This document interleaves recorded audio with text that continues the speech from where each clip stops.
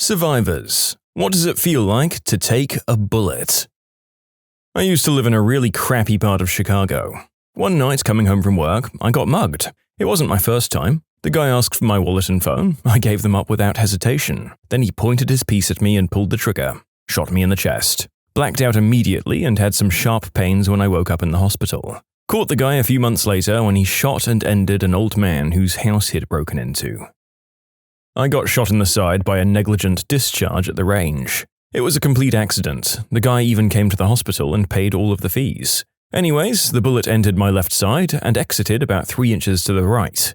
So it wasn't deep, it just hit tissue. It stung for a bit and then adrenaline kicked in and I rushed for the quick clot I keep in my center console. It made the stinging worse, but was able to stop the bleeding while waiting for the EMTs. Some people are asking, why quick clot? That's bad for you. For how much it was bleeding for not hitting a blood vessel and the lack of information I had, being the situation I was in, it was my go-to. I know that it's meant to be a last resort, but I'm sure that if you had it, you would panic and use it too if you were shot. I caught one in the face one time by a thug attempting to rob me in 2008. My son, who was 7 at the time, and I were coming home late from visiting family. I let him out of the car at our front door so that he could go inside and use the bathroom, and I was about to drive around back to park the car, when I noticed an old junker car idling in the street at the entrance to our driveway. I knew something wasn't right. I parked the car and ran up to catch my son at the front door. As I got there, a man with a weapon pointed at us came up from the side of our house. He told me to show me the money, but I was speechless. My son was frantically trying to open the door, and my husband inside heard the commotion and came out. As soon as he saw what was happening, he pushed open our heavy iron door into the guy, knocking him backwards. The guy fired, we believe at my husband, but hitting me in the face as he ran off. Luckily, our neighbor had already called the cops and they arrived quickly. I didn't even realize I'd been shot in the face because the only real pain I felt was from the exit wound behind my ear. It was an excruciating, burning sensation, but what I remember most was the horrifying feeling of the hot blood pouring out of my mouth and down my back. I absolutely thought I was going to die, but I never actually lost consciousness until I went into surgery at the hospital. Lots of blood loss and long recovery, but no residual physical damage, really. The scar on my nose is hardly noticeable now, and the scar behind my ear stays covered by my hair most of the time, so I don't really think about it. Also, I was pregnant at the time all of this happened, and my second son was born a few months later perfectly healthy. Pretty crazy stuff. Thank you. And the scumbag moron might have never been caught, but he was bragging to some people in jail, where he got picked up for doing something similar to another woman a few weeks later, about how hard he was because he shot some white B-word in front of her kid. Oof, I knew that there'd be some really hardened and awful people here, but bragging that you shot down a mother in front of her child is just such an absolutely cartoonish level of evil that I don't think exists outside of complete psychopaths or people so terrified of their surroundings that they feel like that reputation might protect them. Horrifying. A stray round from a drive-by in my area hit me to the left of my navel while I was changing a light bulb. Felt like someone poked me really hard, and then it burned like all hell. I walked to the bathroom and looked at it in the mirror. Being a firearm enthusiast and a nurse, I immediately knew what it was and called 911. It didn't hurt as much as I thought it would. That was until I bent over to get the first aid kit from under my sink. The pain was a stabbing, burning pain, and I guess I tore something because blood started pouring out. Managed to stop the bleeding and wait for the paramedics. A friend of mine was in Vietnam and served as a medic. He was in one of the largest battles of the war when he got shot, somewhere in the jungle, and there were several hundred combatants involved. He was rushing all over the place in between trees trying to bandage guys up and handing out morphine. As he was tending to one guy, a Viet Cong fighter popped up, literally right in front of him, and shot him in the forehead. He said he didn't even feel it happen. He grabbed the weapon of the soldier he was helping and shot the Viet Cong guy in the chest, killing him. I'm guessing the Viet Cong was a little slow to fire again. Most people would be a little shocked to see a guy with a quarter of his skull blown away still moving. He said a few seconds later, after the massive adrenaline rush began to wear off, his head felt like it was on fire, and then he passed out from the pain, blood loss, and the fact that his brain was exposed to the air. Remarkably, he suffered very little permanent brain damage, and today he has a really cool action hero star and war story to boot. If they ever put a scene like this in a movie, it'd get laughed out of the theater for being unrealistic. I got shot in the leg while working once. I was a bounty hunter at the time. And to be quite honest, I didn't feel it initially. Aside from unnatural pressure, I didn't even know I'd been hit. After my adrenaline died down, it was a burning, throbbing pain. I didn't enjoy it, but it wasn't going to kill me. Getting it removed wasn't that bad either. Morphine is one hell of a med. Now, being stabbed is the single most painful experience I've ever had. Not fun. I was hit 2 times in the back and once in the arm in Afghanistan. I was only conscious for about 7 minutes, if that. I felt pain pretty much the entire time I was awake. But as the minutes passed, it was starting to go away and I kept falling asleep or passing out. Just kept putting my head down and closing my eyes because it felt so good. It's really hard to describe the pain. I felt frozen on the ground and couldn't move or breathe well at all. It felt like my guts had been ripped apart and pulled out of my body. I was thinking for sure I was going to die. The pain, the blood, and the screaming around me. I was also sure the guy was going to finish me off, like walk up to me and dome me later. I found out he actually did walk over me but was distracted by others firing at him. Here is basically what my mind was going through. Minute 1 to 2, holy crap, I've been freaking shot. Help me, I don't want to die. I was trying to scream during this whole time. Then minutes 2 to 4, please, if there's a God, let me be accepted into heaven. I didn't want to just die, to become nothing and go into blackness as I was seeing. It really scared me into wanting there to be an afterlife. Minutes 4 through 6, I just want to go to sleep and end this. I've accepted my death. My family, my friends, I love them so much. Minute 4 to 6 was happening while I was going in and out of consciousness, by the way. My squad leader was slapping my face, trying to keep me up. He's also the one that mainly took down my assailant. They then picked me up and ran with me somewhere, and my last memory was hearing a rotor of a Black Hawk. Next thing I knew, I woke up at Walter Reed a week later, confused as heck, thinking I was captured. Yep, I'm in the US Army and I was shot by an Afghan National Army soldier on the FOB we share with them. I lost a very good friend that day as well, who I watched get shot right in front of my eyes, before I was then hit myself. There's a few articles of the incident if anyone cares to read. In short, got hit, it hurt like a witch, and I thought I was dead for sure. Somehow lived to tell the story. It's very disorganized because when I talk about it, I just seem to remember everything at once. Well, it's happened to me on 3 separate occasions, and all 3 felt different. The first time, I was hit in the back of the arm with a small caliber weapon, a .25 ACP. That was when I was a teenager. It burned like holy hell, but more so, the psychological shock made me become weak and lose all coordination. The second time was a shotty blast to the small of my back, butt, and thighs, with a mixture of birdshot and rock salt from a decent distance away. I didn't notice at first, it was like a big push. The problem is that birdshot and rock salt are both too small of a particulate to be removed. You have to wait until the salt dissolves and the birdshot has to work its own way out of your flesh like little pimples that spit metal when you pop them. So that sucked. The last time was a .45 to the face. I only caught the jacket and some other shrapnel, but holy heck did it do a number on my mouth. I still have a hard time saying F's or P's correctly anymore because of the damage and the shrapnel left behind in my lower lip. That one felt like being punched in the face by a big, fat bouncer. All in all, I think being stabbed hurts worse. I'd rather be shot if I had the choice. Pro tip for walking through a sketchy neighborhood: take an empty cup, like the one you'd get for fountain drinks, and put your phone and wallet in there. Then put a straw through the lid. Put something small like a $10 bill in your pocket. In the event you get mugged, you run your pockets and give them the $10, and chances are they pay no attention to your stupid soda.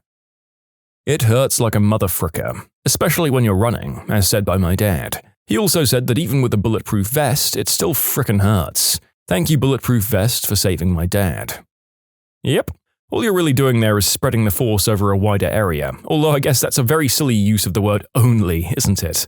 Only saving your life is a very big only. But yes, if the vest works, you're basically choosing to take a sledgehammer hit instead of, well, a bullet. And that is the right choice. I got an in and out through the shoulder in Afghanistan. It didn't really hurt because I just got hit by an RPG shrapnel blast as well. For me, anyway, I didn't really think I was going to die. I thought I'd lost my leg, and for some reason that freaked me out way more. I didn't really think about it much after I realized I hadn't lost it. I mean, pain-wise. A lot of other guys were hit a lot worse or dead, so I guess my head was occupied. That crap just stopped working, though. I mean my right leg and left wrist.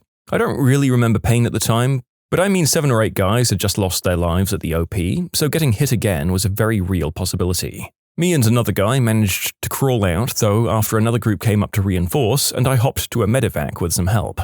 It frickin' hurt like heck later on, though, but I had meds by that point. Unfortunately, if you want to get out of the hospital, you've got to be off the IV meds, so I did stop those ASAP. So I mean it frickin' hurt, but perks and plenty of booze and it knocked that crap right out until the next morning. So this was all sort of relevant, I guess. I don't know if that helps you or anything. In short, shot through the shoulder, RPG shrapnel to the right calf, left thigh, and my left wrist and arm. Didn't hurt at the time, ached like heck afterwards, but nothing opiates and liquor couldn't fix. Okay, so I kind of glossed over it lightheartedly on purpose because it can get really sad really quick. But please, do not drink and take opiates. It was a really dumb thing to do. We lose quite a few guys to that stuff. Please don't be a moron like me. And whether it's a beer, a thanks for your service, or a welcome home, it truly means the world to guys like me. I don't know who's a D-bag enough to get annoyed about how you thank them, but the fact that people care about us is more than enough thanks for me. If there's anything I'd ask, I'd just say be patient with the combat vets in your life. A lot of us are a little disturbed or confused, or just plain scared or weirded out about civilian life. Not infinitely patient, though. We do need a kick in the butt as much as the next guy sometimes, too. You can submit your own stories to be featured here on the channel. The story submission link is in the description below. And if you want to listen to some vibey music in the background, check out easymode, also linked below, and subscribe. I was also shot in an attempted mugging in Chicago North Side at Rogers Park. My mistake was jogging late at night through the alleys to avoid foot traffic on the sidewalks near the red line. Two guys, thugs, walking opposite of me, stopped me dead in my tracks, pulled out a concealed gat and asked for my iPod. And of course, my thoughts at the time were, "You're not taking my music, because then I won't have anything to listen to at work the next day." And that was my honest thought. Having watched the Discovery Channel's The Science of Fighting, I, in an instant, moved to disarm the gat-toting guy by snatching it from his loose grip. But of course that didn't work. I think he fired off a round in an attempt to protect himself from me taking his weapon. Anyway, shot fired, I saw the pop, felt the energy, the heat, and started running away in the opposite direction in like a zigzag, like I used to do in the basketball drills. All the while, the other guy did nothing. Nobody chased me. I ran to the end of the alley to safety and called 911 as soon as I ran back to my apartment. CPD and medics arrived within 3 to 4 minutes, disrobed me, found an entrance wound and no exit wound. Adrenaline wore off, and yes, it burns all around the affected areas. Anyway, I kept the bullet inside me since it was a more complicated thing to remove. It was a .22. And no, it doesn't trip the airport metal detectors. Got shot. First thought, did that hit me? Doesn't feel like it. Try to move. Holy crap, it hit me. Does it hurt? Well, blood is gushing out. I was very confused, as you can tell. Oddly, it didn't hurt at all until the next day. The doctor gave me plenty of pain meds to help me sleep, so when I jumped out of bed, I was given a harsh reminder that I was very much injured. I was robbed and shot on August 19th of 2006. I was put on my knees and shot in the back of the head, execution style. The bullet, a .40, entered my head directly beneath and behind my right ear and exited about 2 inches below my Adam's apple. I fell forward, face first. I didn't feel myself hit the ground. Retrospectively, I guess I was in shock. But at the time, it was slow and painless, like it is in the movies. It was quiet, too. Loud first, big bang, like a firework right behind my head, and then silence. I didn't know what had happened, but I was still conscious. I recall the whole thing. Fortunately, I felt the front door slam away as the robbers ran out. They hadn't been prepared to have to murder someone that day. Things had gone wrong for all of us. The door was heavy. It was a vibration in my otherwise distant world. I was looking ahead, across the plain on my white carpet. Things were diagonal. Somehow I registered it was wrong, but I didn't mind. It was only when I saw my blood on the white carpet that I realized something was up. It was red. My carpet's white. I knew there was cleaning to do. I thought to myself, oh, that's bad. That doesn't belong there. And then I began to recall what had led up to it. Being marched around my home for the valuables, them asking me if I had a rope, the hammer I grabbed and swung unsuccessfully before I heard the firework. Then I knew what had happened. It's hard for me to say what it felt like because I didn't feel much until I was in the hospital. But I do recall the way it burned at first. Then I was just wet and cold and getting colder quickly. I called 911 and told them I'd been hit and thought it was in the head. I tell the story sometimes comically, but in truth, I had to listen to the call for testimony. I was meek, desperate, gargling on my own fluids. It was my worst moment, recorded for posterity's sake. What does it feel like? It felt like a cut. A deep, white cut. It felt like all of my memories and my personality and what I was or would be were draining out of a hole I couldn't plug. Although I can't say how it feels to be shot, I'll say this. Having a weapon point blank in your face when you're powerless to do a thing is a terror that sticks out to you. The comments here have varying reactions to the actual wound, but the psychological reaction in my particular experience is worse than any physical pain I've incurred. My friend has been hit once or twice by irresponsible, bad-aiming grandparents while dove hunting. He was less than 200 yards away, and they were shotties. It's funny to see his shorts with bird-shot holes in them. Wait. People hunt doves? Like, I know that people hunt ducks and geese and edible things, and I could fully get behind a massive pigeon shooting event because God knows I'd love to see less of those things. But why would you specifically go out of your way to shoot those relatively benign symbols of peace? I had a really awful human being as a boyfriend when I was a teen. One night he'd been playing poker with his buddies and drinking. I'd been told to lay in bed and just wait, which is where I was always told to be when I was to be at his beck and call, but also out of the way. After about 4 or 5 hours of him and his buddies playing poker and drinking, he called for me to come out and sit with him. I did. When I got there, his one friend made a comment like, how the heck did you get your B-word to be so obedient? And my boyfriend replied, she knows where she stands. Now, one of my boyfriend's friends, we'll call him Joe from now on, had his suspicions about my boyfriend, who will be Alex from now on. Joe had asked me a few times if I was okay, but I'd never said anything because I was too scared and alone. At this point, Alex had made me cut contact with all of my family, friends, and school, everything. So, while the boys kept playing and drinking, Alex told me to sit on his lap to give him good luck. Alex continued to lose, and Joe could see that I was getting nervous. I knew it would be a worse night for me if Alex lost all of his money. So Joe, thinking he was helping, started trying to cheat to make Alex win. This is where I get fuzzy on the details because I've blocked out a lot of it by now. Alex figured that Joe was cheating to lose, and he didn't like that.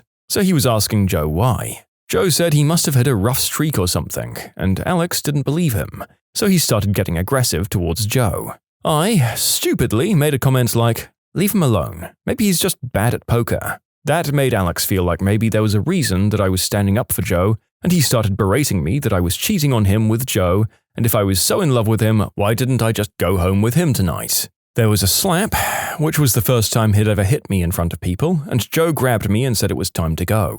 Alex got up and took a swing at Joe. They had a bit of a scuffle while the other 3 guys tried to calm everyone down. Joe grabbed my hand and started to take me up the stairs and out of the house. Alex was yelling after me, telling me that I was a good-for-nothing working girl and how Joe would see how promiscuous I was and I wasn't to come crawling back to him when I effed up with Joe. As Joe and I were getting into his car, Alex came running out of his house, pointing a weapon at Joe. Joe said something like, Alex, just calm down, I'm going to take her to my place so everyone can take a breather and we'll figure it out later. Alex then turned his weapon on me instead and said something like, it's not your fault, Joe, it's hers. Joe tried to tackle Alex, but the trigger had been pulled. Luckily, Joe had pushed his arm just enough that the bullet hit my ear and didn't do too much damage. I have a tiny bit of hearing loss. My ear had to be reconstructed, but I did make it out alive. Sorry for the huge long story, it's been a long time since I told it. And for those wondering, no, I didn't get out of there after that. This is the part that's the most embarrassing, and I think only another battered woman would understand it. I went back to him after a week at Joe's, although I did eventually leave. I was shot in the shoulder and clavicle area by a .45. At first, I felt and heard nothing. It was almost like watching a dream. Then I felt very hot, and the wound itself felt like, well, I don't know, like a searing hot piece of metal was driven through flesh and bone. The bullet didn't go all the way through my bone, by the way, it penetrated and got stuck in. I didn't fall down or anything. I stayed on my feet and walked through the house and to the front door after calling 911. I don't know how long it took them to get there, but it felt like they were instantly there since time felt really insubstantial. I walked to the ambulance and they put me on a stretcher where I was given meds and passed out. Shot myself in the foot with a .17 air rifle when I was a child. It hurt so very much. I was on the verge of tears. My parents would have taken it away if I'd told them the truth. The rifle was fairly new, so it went right through the foot and out the rubber sole and into the buffalo grass in front of the garden. It was very dear to me at the time, not so much the rabbits and other introduced species. Hobbling over to the workshop, I found a roofing nail and poked it through slowly, which hurt even more so than the slug. The joy in seeing the point of it peek out between my laces was only surpassed during my first dose of unprotected whoopee years later. It worked, however. My mum and dad still have no idea that I shot myself in the foot with my birthday present. I got shot through my right leg years ago when I was doing gang stuff. Bullet hit in the back of my leg just below my knee, right on the bend, and it lodged in my leg.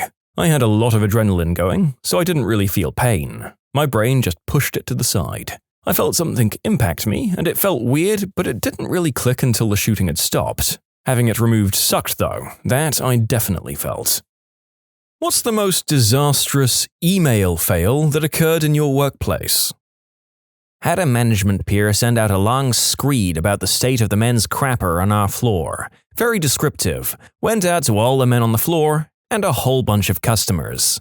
HR sent out a terrible email about restroom cleanliness to my entire office. They sent an email complaining about crap stains on a toilet seat and a used tampon that was placed on the trash receptacle instead of inside of it. They even decided to attach pictures of both problems along with the email. I'm not sure of any repercussions of this email, but there were a lot of unhappy people in our office after opening the attached images. A design artist at a print shop I worked at 10 years ago, I'll call her Zed, had always been one of those flaky but only just good enough to keep types. She'd create files that looked fine to customers and on screen, but required craploads of pre-press de-frickery to make printable. Zero real technical skill when it should have been half her job. One day, a little after lunch, a company-wide email from Zed to her husband came through where she described waiting with glee for the opportunity to purposely frick up a big repeat yearly job right before she planned to quit 8 months later. A lot of print jobs are on a yearly cycle with local businesses. This happened in February and referred to a 40k job that came around every October. As IT relief, I got called in to check what happened, and sure enough, Zed's other emails, sent on her workstation's email address to her husband, described other stupid things she was planning, and referred to one of her husband's friends who worked for a rival print shop, so it was clear it was a bit of sabotage and probably upcoming poaching. Zed was fired less than an hour after the email was sent. I didn't mention to my bosses that the email to all the staff was sent when I knew Zed was out of the office and had originally been sent before she went to lunch, and originally only to her husband. Our other designer, a quiet mousy type who could actually do the work, had seen the earlier set of emails at other times she needed to use Zed's workstation and had copied and pasted this completely revealing email into a new email to the whole company from Zed's workstation. I just told her later in passing that I got her email about Zed and gave her a thumbs up. I'm sure the schadenfreude was enough for them, but quiet mouse designer deserves more than a thumbs up. Oh, she got a new co-worker not long after who was also a good worker, no more constant picking up after Zed. Two of the partners at my old firm were having a not very discreet affair. Both were married to other people. Partner A was in charge of the summer associate program and sent an email around the firm with information on the summers, names, schools, etc., who would be mentors for who, dates of events, etc. Partner B replied all to a 500-plus person law firm, attorneys, paralegals, secretaries, everybody. I'm going to pork you so hard later. It was hilarious for several reasons, including his ultra-seductive use of the word pork. I hope someone replied, sounds delicious, count me in. From coworker 1 to everyone. Subject, porking. Everybody get in here. The original story was good, but these replies are Reddit gold. Fantastic work, everybody. Also, note to self, do not have email affairs in the office. A coworker of mine was trying to motivate their sales office and was saying to get your hands dirty, and if we had any difficulties closing a sale, the girls should shake their little butts and close the sale. Reached our CEO. She wasn't there long. I was a temp in a very large law firm for a bit. One day, a new lawyer was hired, and HR sent out the standard email to everyone introducing the new guy and congratulating him on his new position. New guy then replies to all and asks the HR person if his benefits package pays for a hair transplant procedure. I used to work at a law firm, and one day an email went out to everyone, about 40 people, that was about a specific case and had very little relevance to my job position, so I ignored it. A few minutes later, I got another email from a different attorney with a snarky response. Well, an argument started between these two attorneys, still replying all to the office, and after about 6 or so emails, a third attorney wrote, "Yeah, well, my dad can beat up your dad. By the way, you've been sending this to the whole office." At my firm, about 50 employees, there's a partner that used to reply all to conflict checks and other emails that are sent to all employees with, "X City says hello." Right up until the day when another partner replied with, "No one gives a frick about where you are today, Bob. Stop being an attention whore." Kind of the same thing but different. I used to work for a company that was a vendor for Abercrombie & Fitch. I would send emails to different people that work at Abercrombie every day. One day, I sent a request to someone at the company and got an out-of-office reply that basically said, "I am no longer with A&F, F this crap, F this place, everyone here sucks." I laughed my butt off for a few minutes, then called a buddy that works there. Pretty soon the whole company was sending emails to this account just to read the reply. It took about an hour for their IT department to get wind and take it offline. One dude mailed one of those Great American Gas Out things to all 6,000 plus employees. The CEO did a reply all saying something like, "Exxon is one of our biggest clients, and using company resources for your own political agenda is against company policy. Reply all to a big group is one thing, but I don't understand how companies of more than 50 people still allow anyone to use the all employees group address. There are 50K employees in my company. There are several email distro addresses that include them all. It is heck when someone mucks up that one." People would type their password into group chats thinking they were logging into a particular system.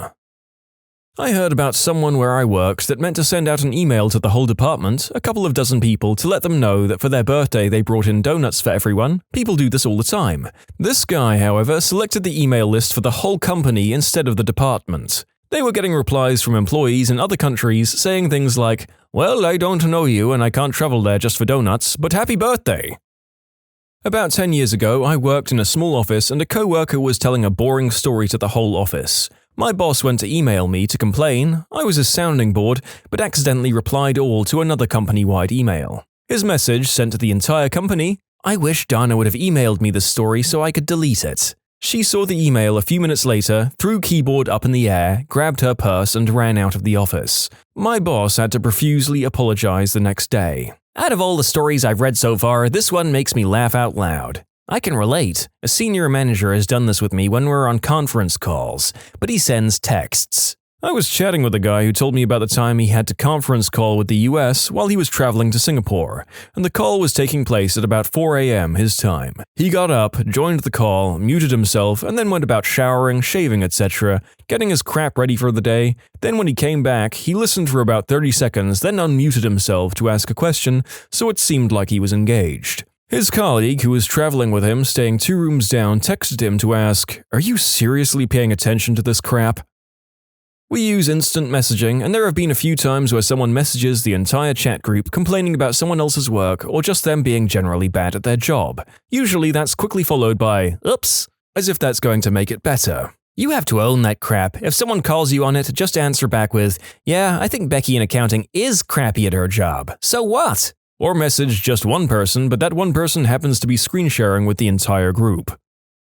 I worked in a very large government complex, and someone once replied all to an email that was sent to the 500 plus employees with the caption, "This guy looks like Reggie, lol." The picture was of a large hairy man in a Speedo. I have no idea who Reggie is, but if the caption was accurate, then he should consider buying some hair trimmers.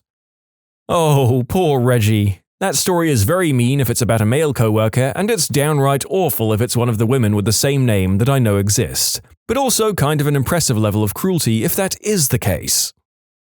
I was working in an office during the Iraq War and get an email from some random private, "Y'all motherfrickers need to shut the heck up." Puzzled by such a blatant attack, I checked who this guy was and who he sent it to. I want to say that he sent it to everyone in command in Iraq, Afghanistan, and a few other places. Some say that private is still doing push-ups to this day. That private is the sole reason we began pulling out of Afghanistan. We had this guy from the main office, Pete, who comes up from time to time. He's an arrogant butthole. I'd decided that I couldn't stand that smug prick within literally 30 seconds of meeting him. Anyway, we had quite a bit of turnover in our department since Pete's last visit, so our boss wanted to schedule a lunch so he could meet everyone. So, his admin sent out a mass email to see who might be interested in lunch on Thursday. I replied back that I wouldn't be coming in because I had a conflict, and then I added, "Plus, Pete's kind of a frickwad." I hadn't realized that I'd hit reply all until I heard the scattered laughter from all over our floor. Our boss came over, invited me into the conference room and said, "I'd appreciate it if in the future you'd let everyone decide on their own terms whether or not Pete is a frickwad." Thankfully, Pete wasn't on the email. Working in the claims department for a huge insurance company, one time a claim handler sent out very personal customer information to the entire company. Every single employee, including the CEO, security staff, building staff, even cleaning staff. So that's bad enough. But then we have this other guy decide to reply all to that email, asking the other guy why he sent him this message, blissfully unaware that the first guy sent it to everyone in the company. So now the first guy responds, still unaware of what happened, telling the second guy he has no idea how that email went to him. So this email thread goes back and forth, reply all, these two geniuses investigating what the frick happened for like 10 replies. They finally decided it was a computer glitch. I don't know how they still have jobs. I'd have fired them for just not knowing how reply all worked. As someone that works in a place that complies to IDOWorkHereLady standards, holy crap, I'm surprised no one in management didn't freak the frick out.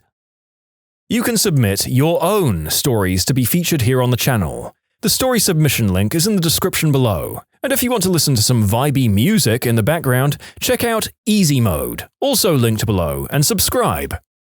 A guy from my training class got fired for poor performance. He knew for months it was coming. On his last day before the obligatory "this isn't working out" meeting, he sent an email to every single person who reports to our work site. I work for a very large company, so hundreds of people estimating conservatively, that said nothing more than, "Remember, no one ever expects the Spanish Inquisition." I guess everyone thought it was prudent to hit reply all to send back their confused responses. For hours. My poor inbox was getting flooded by their stupid replies. That dude knew exactly what he was doing.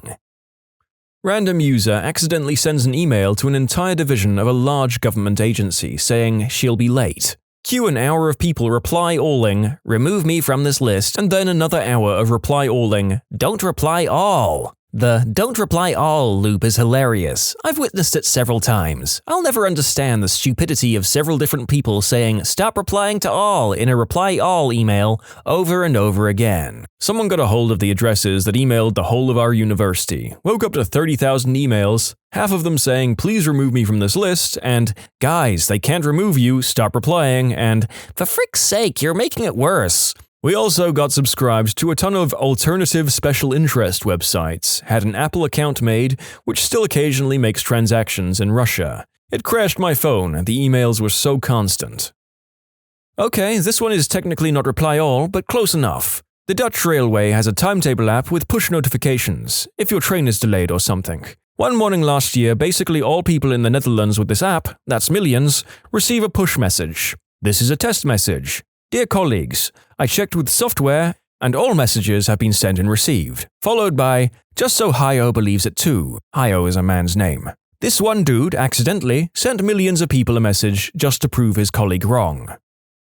The GM of my office was having issues with the sales team. He's been known to go overboard. This time he hit a reply all and called one of the sales guys a dirty fricking N-word. Needless to say, once HR got hold of the email, his 27-year career was over. This is off topic, but your reply reminded me of it. When I was working in insurance, we had a new trainee at our office in the claims department who had his first claim and was putting the info into the claims software. Part of this process included typing a condensed version of your conversation with the customer. This particular customer requested that he wanted to pay out of pocket for a bigger rental vehicle, and the new employee typed into the system, "Customer says rental vehicle size on policy is too small and instead wants an N-word car." Obviously, he meant to type "bigger car." Best part about it was the system would not allow edits of the file after 24 hours. He caught his mistake the next day, literally 30 minutes past the edit cutoff time. Co-worker's baby sadly did not make it to childbirth. They announced the funeral. Guy in sales replies all with his "congratulations to the deserving couple." Holy frick, that's the most cringeworthy thing in this entire group. When I was in college, I worked at the local ISP. One day out of the blue, the lead system admin calls me. "Hey, do you know how to break into Cobalt RAQ? I need you to delete an email." Small hosting server. I could probably figure something out. Worst case, I can reboot it and reset the password." "Ah, crap. Frick. Never mind, that'll take too long." Click. A bit confused, I just shrugged and went on with my day. Later, I found out the reason for the strange phone call. The customer had been emailing back and forth with the sysadmin and the company owner regarding some technical issue that led to a billing dispute. The sysadmin, having a very short temper, hit reply all without thinking and wrote something along the lines of, Just because that customer likes to take it up the butt doesn't mean we need to bend over and let him do whatever he wants. He called me to break into the server so he could delete the email before the customer had a chance to read it. Unfortunately, the customer got the email immediately and received a lot of free hosting services. This makes me realize that if a place I get a service from ever slanders me, I could reap the benefit. Time to start being a crappy customer. Actually, no, I don't have the spine to do that. I used to work for one of the largest newspapers in the world. One day, an email came through that was literally sent to the entire company worldwide. It was the contract a new hire who was a significant person at a rival paper was about to sign with a salary that was astronomical. The body text essentially said, "Give him whatever he wants." The woman who accidentally sent the email was kicked out of the building that day. When I read stories like this, I have to wonder, was it an accident or someone so teed off at the deal that they just said, "Screw it"? Guy just sent a, "Hey, listen babe, I just need to finish one last report and then I'll pick you up and frick your brain out in the car, okay? Sounds awesome, right? Yeah, until we noticed the address he meant to send it to was a subscription service for fake relationships and dirty talk. He was sending a message to a service he pays. He was role-playing. That's more sad than embarrassing. Put every name in the BCC if you're sending an email to a huge group so no one can hit reply all on accident. If they do, since they can't see the names in the BCC, the reply won't go to anyone but the original sender. Not a reply all, but my friend was using our inter-office instant messenger, meant to send the following message to me. Well, if she stopped trying to frick all of her clients, maybe she'd hit her sales target for once. Yeah, he sent it to her instead. He got fired.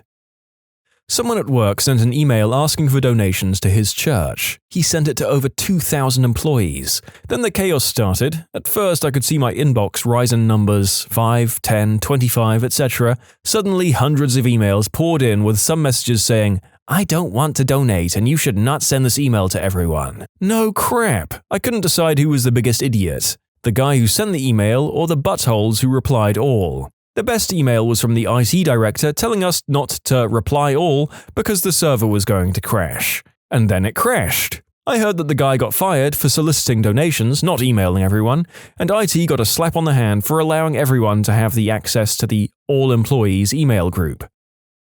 Not my office division, but our oil field construction division sends in bids to secure future jobs. Lowest bidder wins. Winning a bid is sometimes scary because you wonder if you left out any estimation tables. Anyway, our estimator sends in the bid to the proper email, which goes to a secretary. Other competitors use the same email address to send in their bids as well. Imagine our horror when the secretary sends a reply all with a "Thank you for submitting your bid for Project X," and all the other bids are attached to this email. So every competitor sees where each other are increasing estimations and decreasing their costs. It's really both a "today I fricked up" moment and a cringe post. I work at a public institution. We send out our term schedules to departments so chairs, deans, and administrative assistants can review and make necessary changes. We had a chair reply back once the following: "I've made some changes to the schedule. Can you rerun the report and send it to me from my moron of a former secretary?" This is with the dean, chairs of the other departments in that academic college, and administrative assistants of that academic college all copied in, including the word moron. Apparently, she was on her way to being terminated for some reason. She was gone pretty soon afterwards. We never heard back from anybody else in that department either, so I'm not sure what happened. The chair that sent the email remained at the university until he ended up dying from something unexpectedly a few years ago. The head manager of my research and development lab got a spam email about a Windows virus involving a legit Java exe file that had a teddy bear icon. He looks on his computer and lo and behold, it's on his machine. He proceeds to lose his crap and forwarded it to everyone in the company, telling them to delete the file. He did not run this by IT first. IT was not amused. A sign showing a teddy bear with a dagger through its head labeled "The Teddy Bear Slayer" was found on his office door the next morning. Our company uses an IM service that's divided into rooms for each department as well as individual chats. We had a temp one year who flew through her work but did it poorly. She completed something like 24 tasks when the average temp did 5 or 6, but I'd have to stay late or waste my time fixing them. It was too far into our busy season to do anything else, so one night I messaged my coworker, "Ugh, she did like 25 things again. Now I've got to fix them," and she goes, "Ugh, frick. And then a third person goes, "That sucks," and I realized I'd sent the message to our entire department, including the aforementioned temp.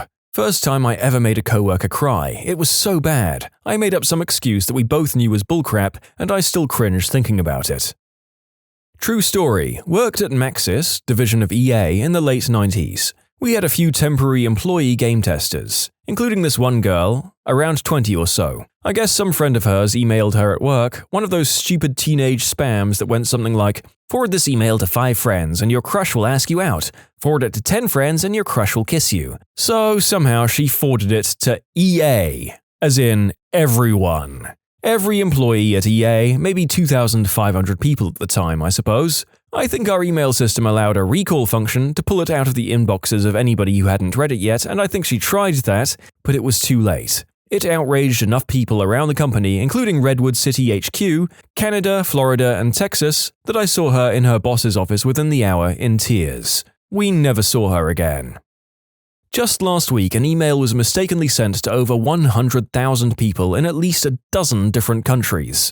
After about 45 minutes, there were a couple of reply all responses. A decent amount of people replied all saying not to reply all, but didn't realize that the email server was backed up trying to send a few million emails. Some emails took over 10 hours from the time sent for me to receive them. This caused more people to say not to reply all as they hadn't seen anyone else's response saying so yet. Over the next 12 hours, I and every one of the 100,000 people received over 180 emails, all having to do with wondering what the original email was or telling us not to reply all. Over 18 million emails in total. A back-of-the-napkin estimation said it cost the company tens of thousands of dollars. For those asking for the calculation, if all 100,000 people lost 5 minutes of working time to this mess, that is 500,000 minutes, which is 8,333.3 repeating man-hours.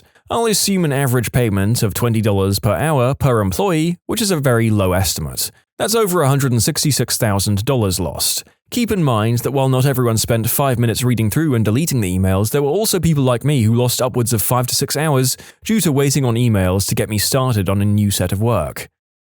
The large consulting firm I worked at was rolling out new laptops company-wide and sent out a mass email outlining the 2 laptops that employees could choose from once they received their notification that it was time to choose. Essentially a standard laptop or a smaller laptop that could be converted into a tablet, a Lenovo Yoga. Several people replied all, but my absolute favorite reply was simply, "I want the one that can be like iPad." All lowercase, 0 punctuation. Top-notch professionalism.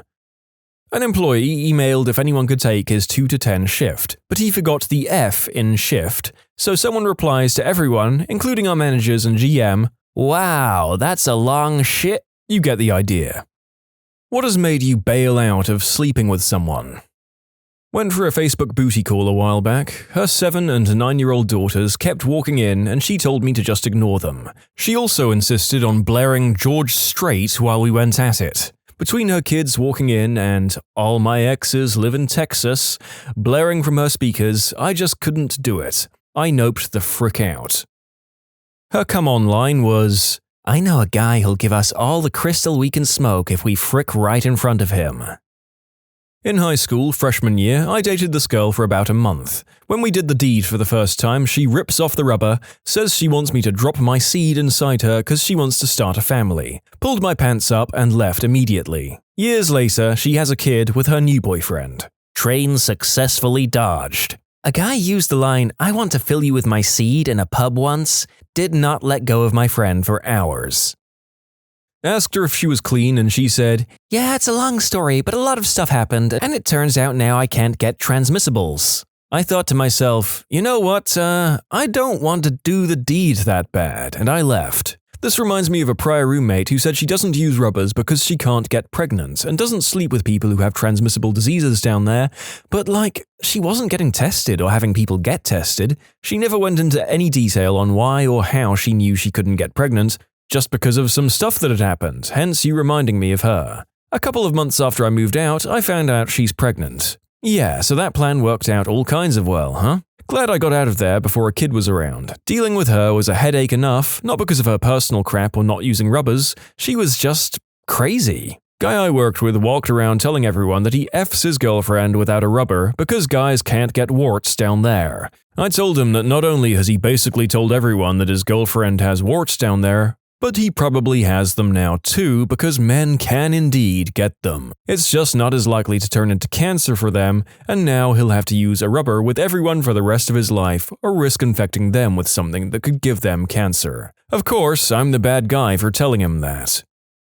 We were in his car fooling around after leaving the bar together. I asked why we couldn't go back to his house. He said his wife was home. Nope. He didn't want to wake her up. How considerate of him. Well, we don't know if they had an open relationship, but I'd say the odds aren't good from what we've heard. Better luck at the next bar.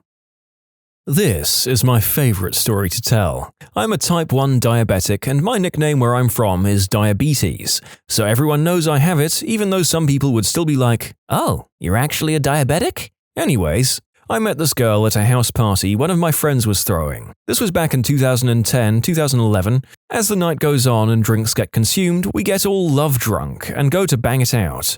About halfway through our session, she randomly kicks me off and pushes me away. Stop, I can't do this. I freak out, thinking that I've done something horribly wrong. What's going on? What happened? She looks straight at me and I crap you not, she says to me, I can't catch diabetes. All I could think to say was, "You've got to be fricking kidding me." Her incredible response, and again, I swear on my inability to produce insulin, I'm not making any of this up, this is word for word burned into my memory, I can't get diabetes. It's like cancer, I just can't catch it. By the time she said cancer, I had my pants back on and was running down the stairs.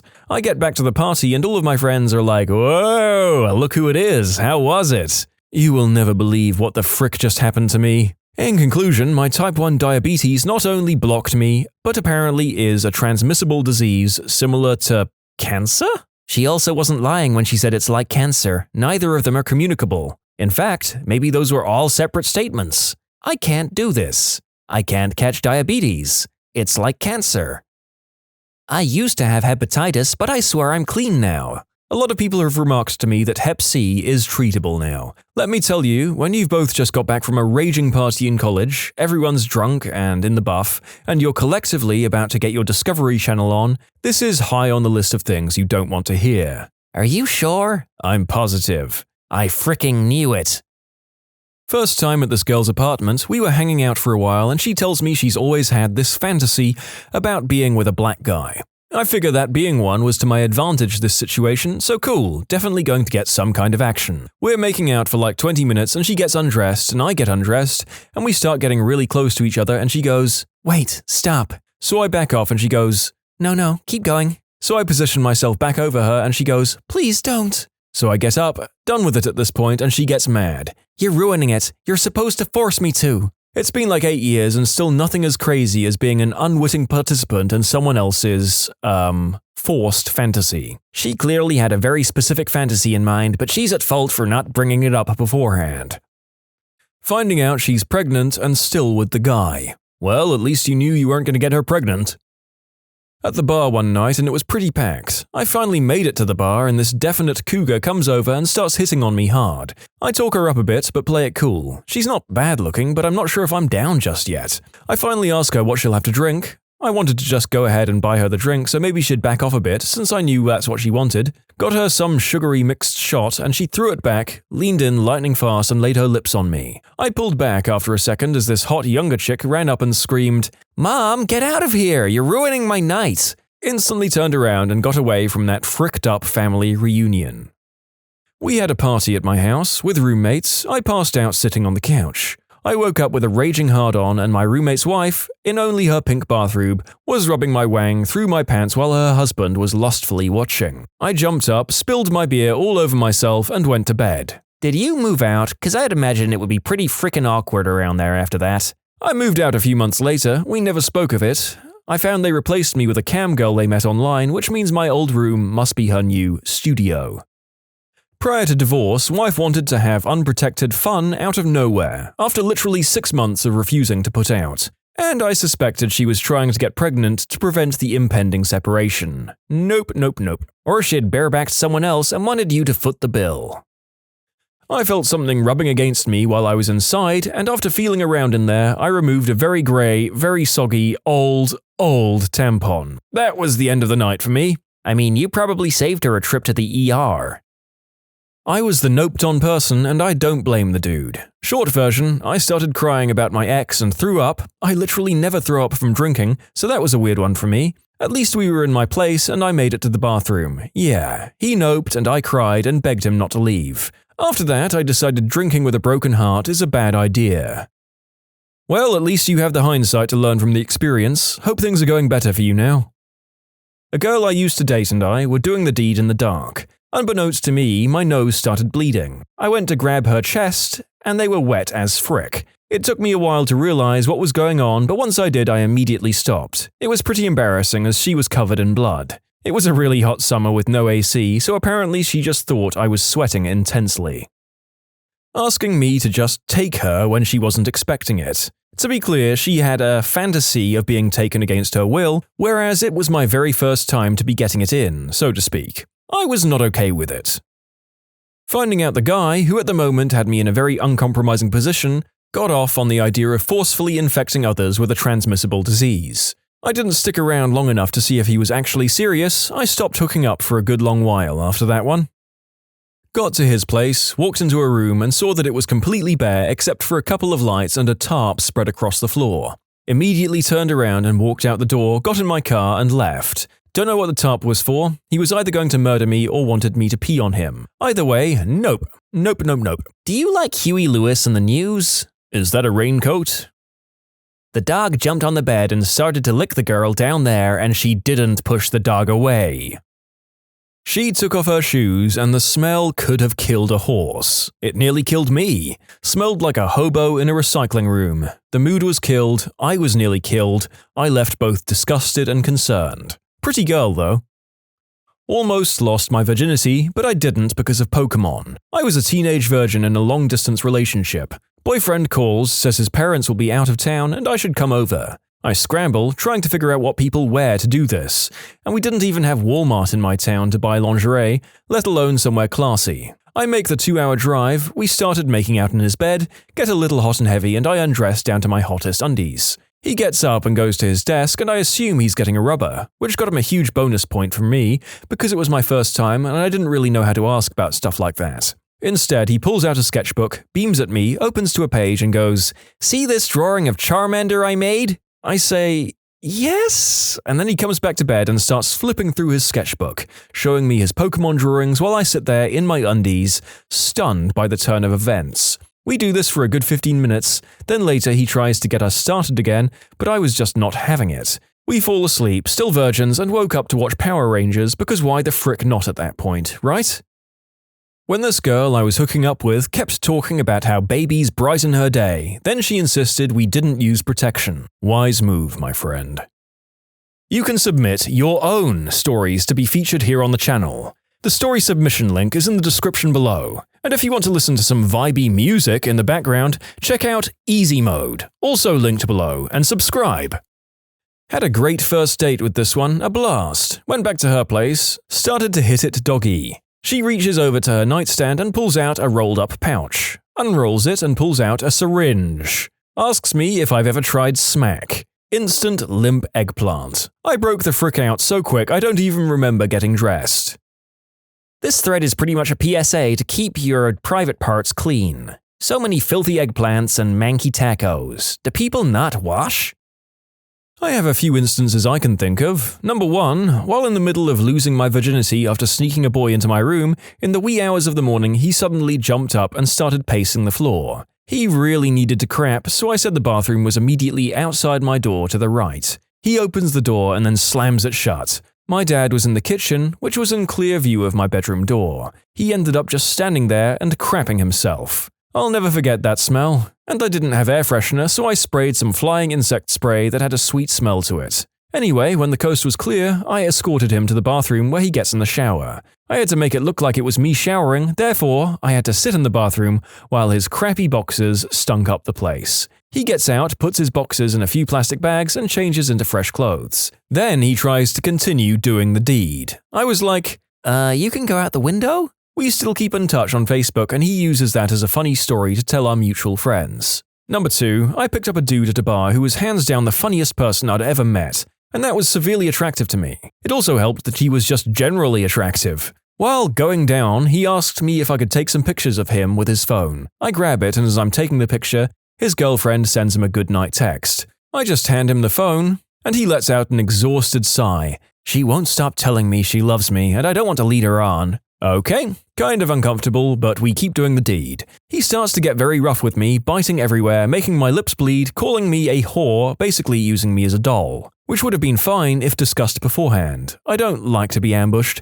Then he grabs me by the throat and demanded I told him I loved him. Freaked me the frick out because of his crazy eyes. I had this intense sense of dread that's hard to describe, but it felt like in that moment I was in danger, so I just pushed him off me, grabbed my clothes, completely wordless, and literally walked into the apartment complex hallway in the buff where I got dressed in the stairs. Number 3, and last but not least, the guy who, while I was lying undressed on his bed waiting for him, proceeds to casually pull out a syringe from his nightstand and shoots up right in front of me. He slid onto the floor giggling, and I just got dressed and left without him even noticing. Very blatant, very obvious warts down there. He said they were skin tags. Dude, I know warts when I see them, and I don't need that stuff in my butt. Did the deed on the 3rd date. Things were going well, and then as we're lying there, she says, "Now that we're in a relationship, I need to be the one in charge. That means no adult magazines, and I need to access your Facebook account and email so that I know you aren't cheating on me." I noped out of that one. An honest question. Did she think you couldn't get like a million new Gmail addresses for any hush-hush stuff even if you gave her your main address? Oh, and zero trust is a wonderful thing to build a relationship on. I was going down on a lady on her couch when she stopped me. She rolled onto the floor and reverse army crawled into her dog's bed and told me to take her there. Her 2 Cocker Spaniels were now awake, standing at attention on the side of their bed. I noped the frick out of that scene. Look, folks, if you're doing the deed and are both into this, then as far as I'm concerned, you can do whatever you want in your own home. But it is a bold move to try to move into this without discussing it with your partner first. Met a girl at a club and went back to her house. Everything is going fine, nothing out of the ordinary, until her housemate comes home. I was like, maybe we should stop, or at least close the door? She replies with, "Oh no, it's okay. He likes to listen and sometimes he watches from the hallway." She wasn't joking either. I put my clothes back on and walk out, and there he was, just giving himself a good time in the frickin' hallway.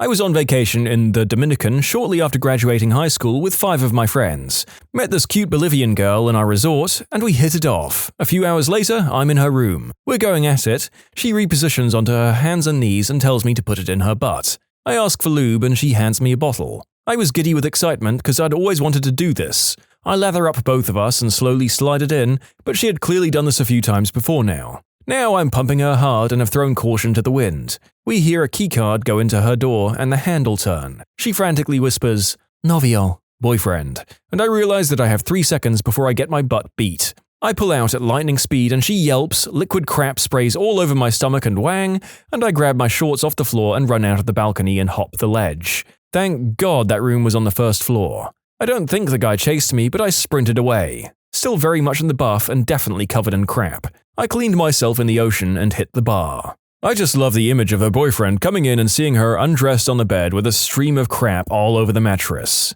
I wonder if the absolute shock of seeing that maybe distracted him from realizing the full context of the situation. We should get you to a doctor. That's the 3rd time this week. Went to a very alternative punk girl's place for a booty call. She said she wanted to take a bath together and I was all for that. She goes to run water while I finish my drink. We're getting into it and head to the bathroom. We strip down and I get in the bathtub and sit down. Then I looked up at her and she was pulling razor blades out of a cabinet. She wanted to cut me and have me cut her. Nope. I have never gone from soaking wet to fully clothed and walking down a sidewalk so quickly in my life. I ghosted that girl and I have no regrets. She started rubbing my chest in the exact same way my ex used to, and I realized I was still super in love with her and started to cry. She noped the frick out of there. It was after a hookup. I wanted to leave and he tried to cling on to me saying, "Oh, please don't go. I want to show you to my roommate." Spoiler alert, his roommate was in the freezer in pieces.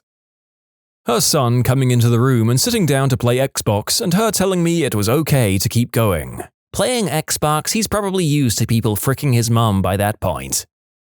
When she took off her undies, it immediately smelled like 8 cans of shark crap. I told her I needed a cigarette and hit Mach 3 out of there. She had 5 stars tattooed just above her hoo-ha. Wasn't going to lay pipe, but with ratings like that.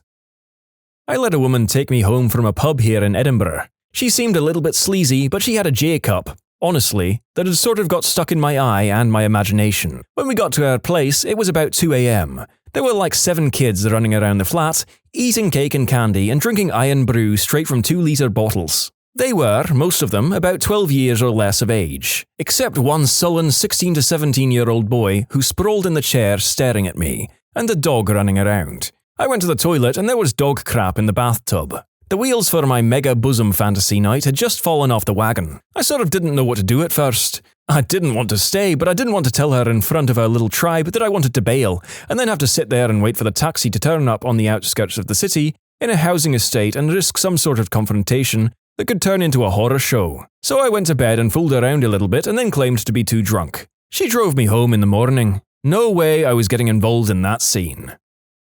My ex didn't have a rubber, so he wanted to use a sandwich bag instead. I left with so many unanswered questions in my head like, did this guy really ask to use a sandwich bag? Is that a thing? Are people really using sandwich bags as protection? During my drunken single heyday, I met a woman at a bar during my friend's birthday outing with whom I hit it off. We even made out in one of the restrooms. Sleazy, I know. We get back to her place and she informs me that her roommate will be home soon. Turns out he was her on and off again boyfriend who had helped her, financially, to get through her cancer treatment. Overwhelmed and quite uncomfortable, I decided to bolt, despite her insistence. After I left her apartment, I managed to get myself lost in the building and couldn't find a viable exit. I ended up having to crawl out of a window and managed to get out onto the street side near the building. I walked toward the main drag and ran into the birthday boy. We had a drink and parted ways. Single life in New York City never gets old.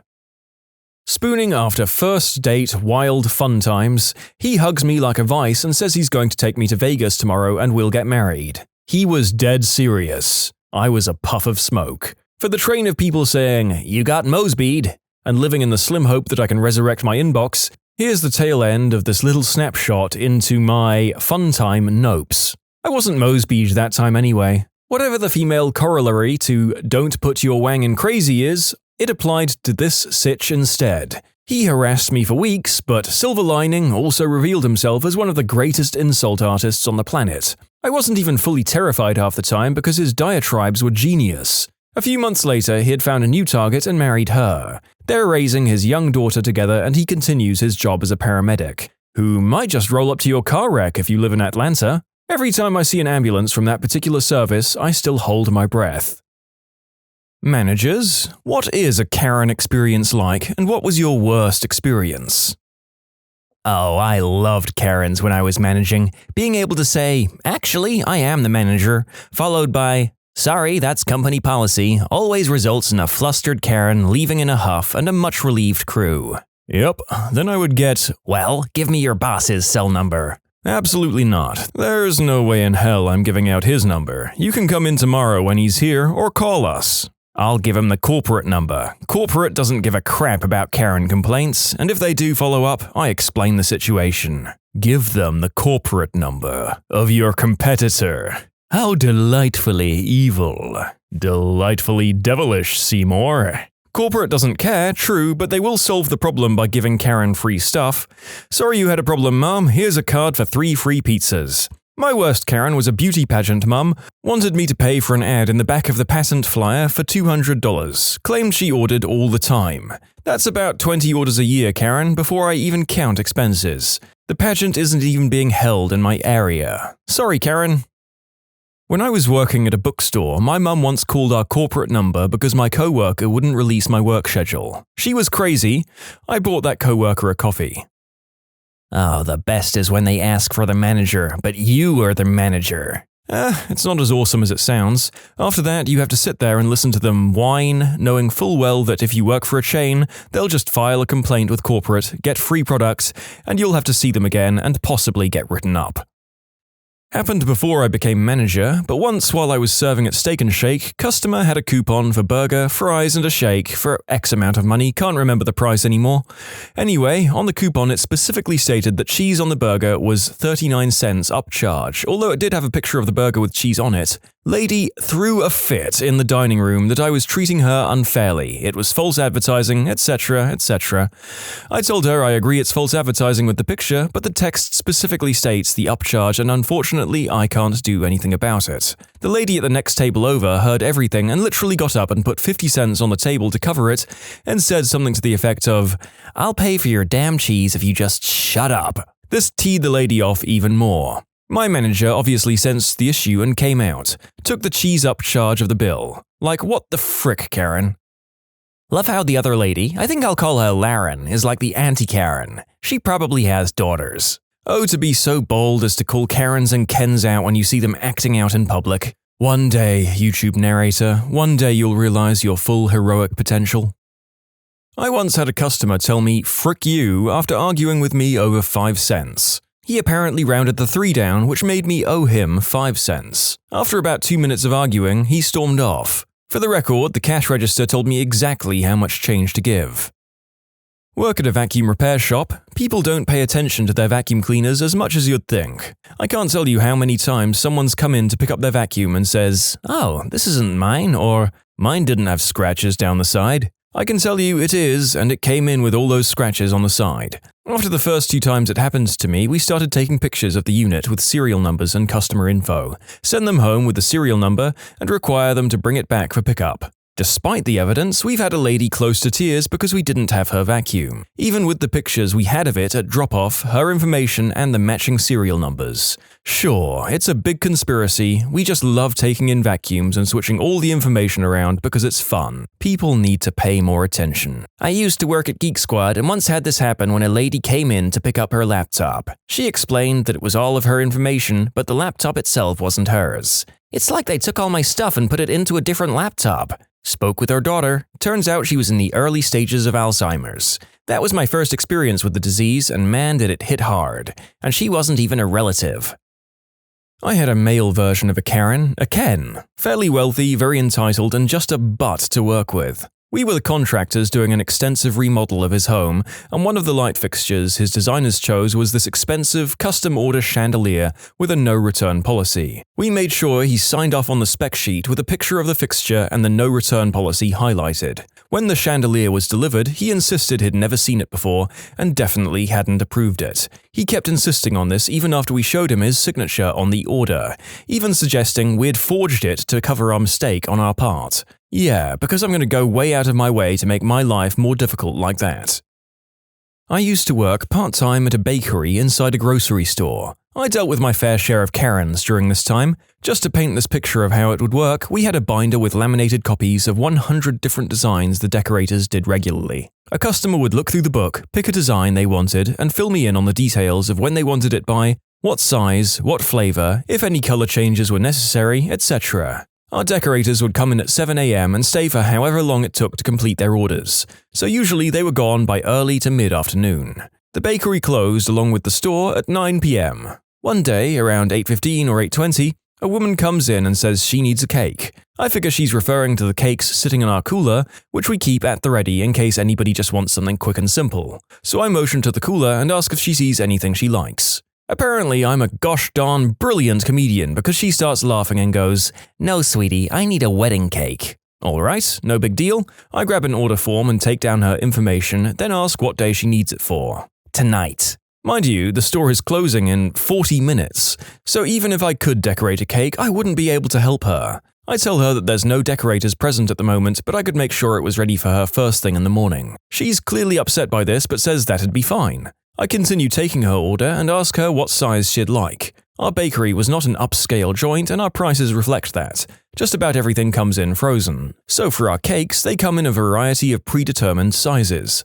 She pulls out her phone and thrusts it in my face, saying, "Whatever that is." On the screen is a very beautiful cake, smooth white frosting, 7 to 8 tiers, decorations made in fondant and blown sugar. Before I even continue taking the order and dash her hopes when she sees the finished product, I tell her that just wouldn't be possible. I didn't mean to offend our decorators, but I told her the truth. Most of them were exceptionally gifted home bakers who didn't have formal training in terms of a culinary program or decorating school. I then politely refer her to a more upscale bakery that I knew of that's more equipped to help her than we were.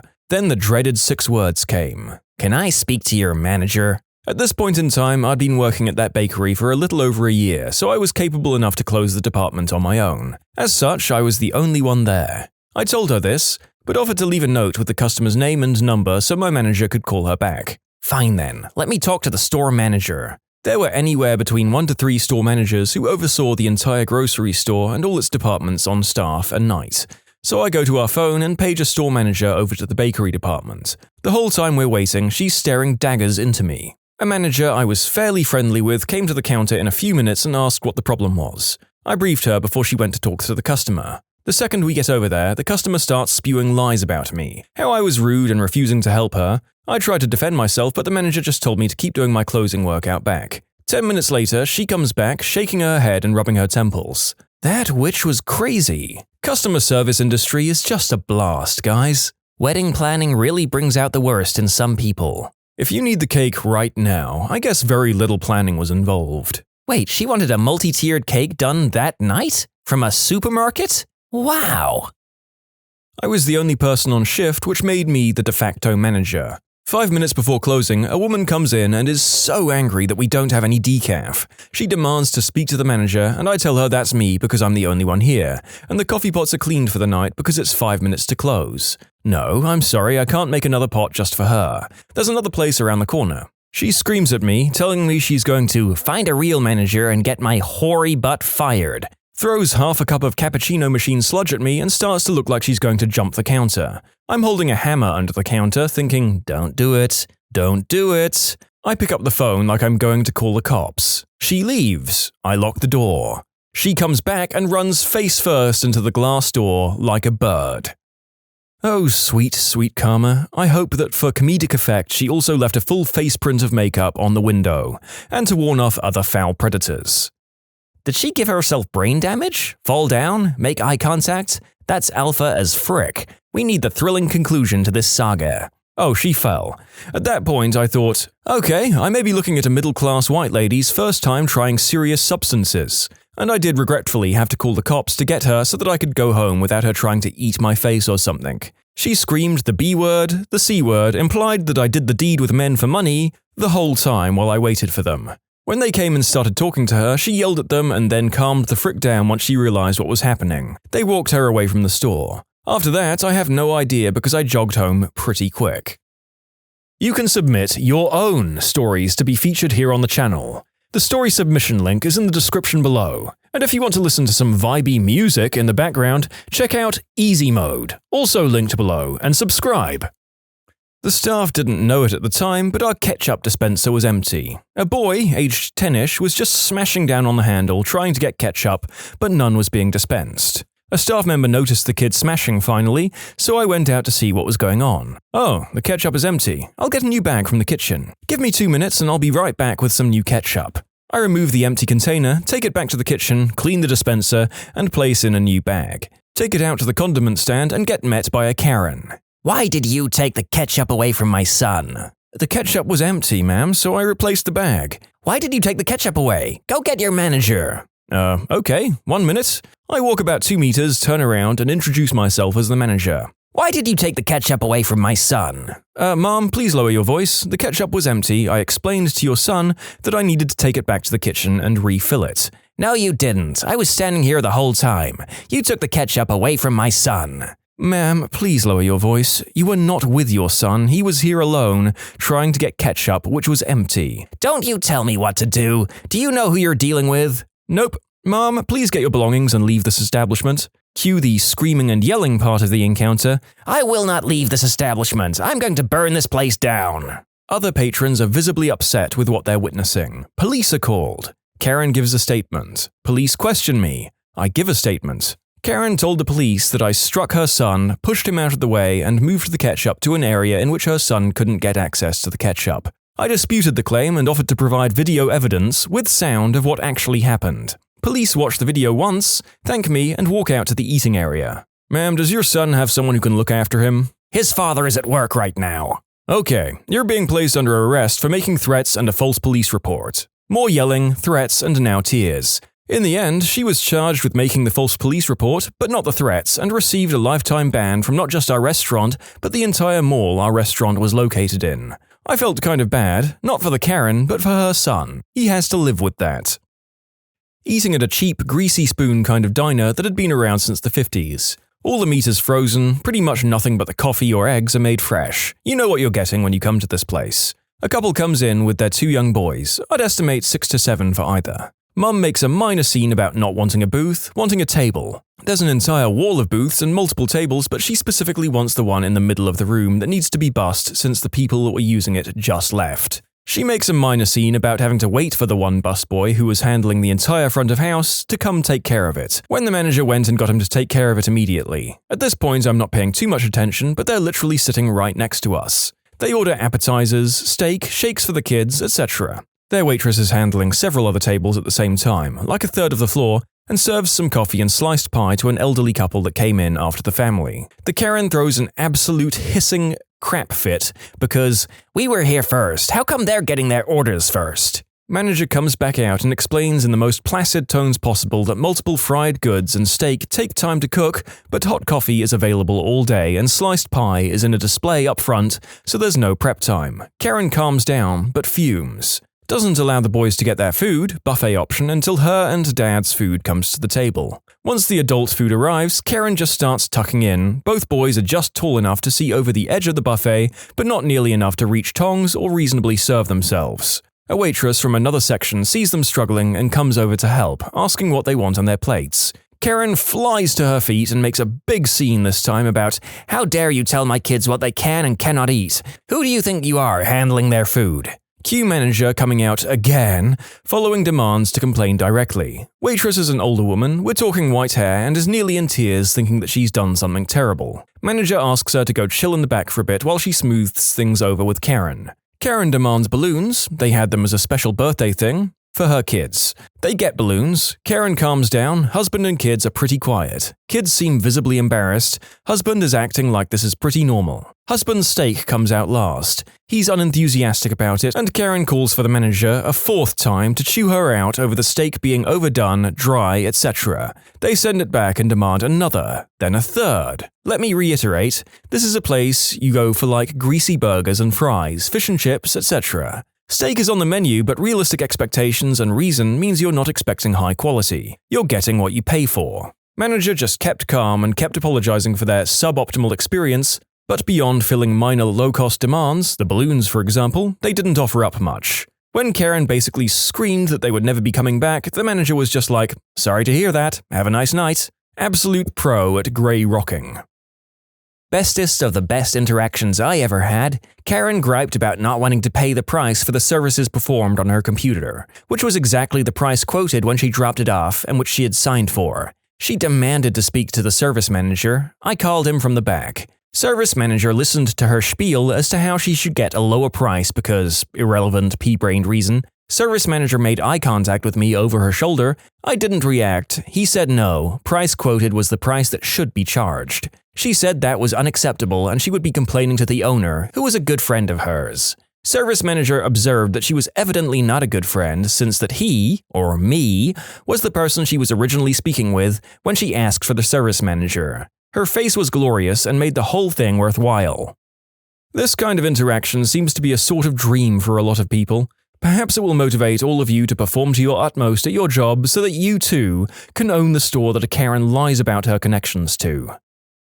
I'm not in retail anymore, but I was managing a popular mid-range handbag store. Think typical Karen bag, about $200 to $400.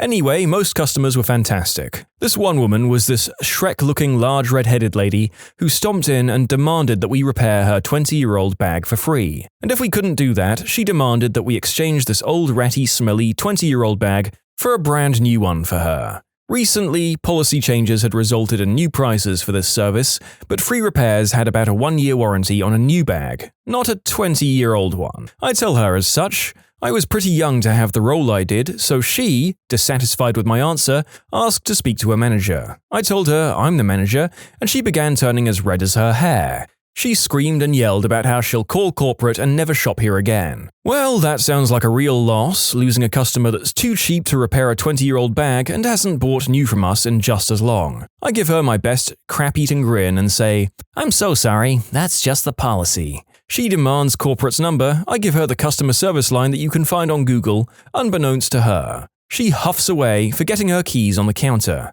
She's halfway out and she remembers, turns around, red as a beet, huffs in my smiling face and snatches the keys off the counter. It was hilarious.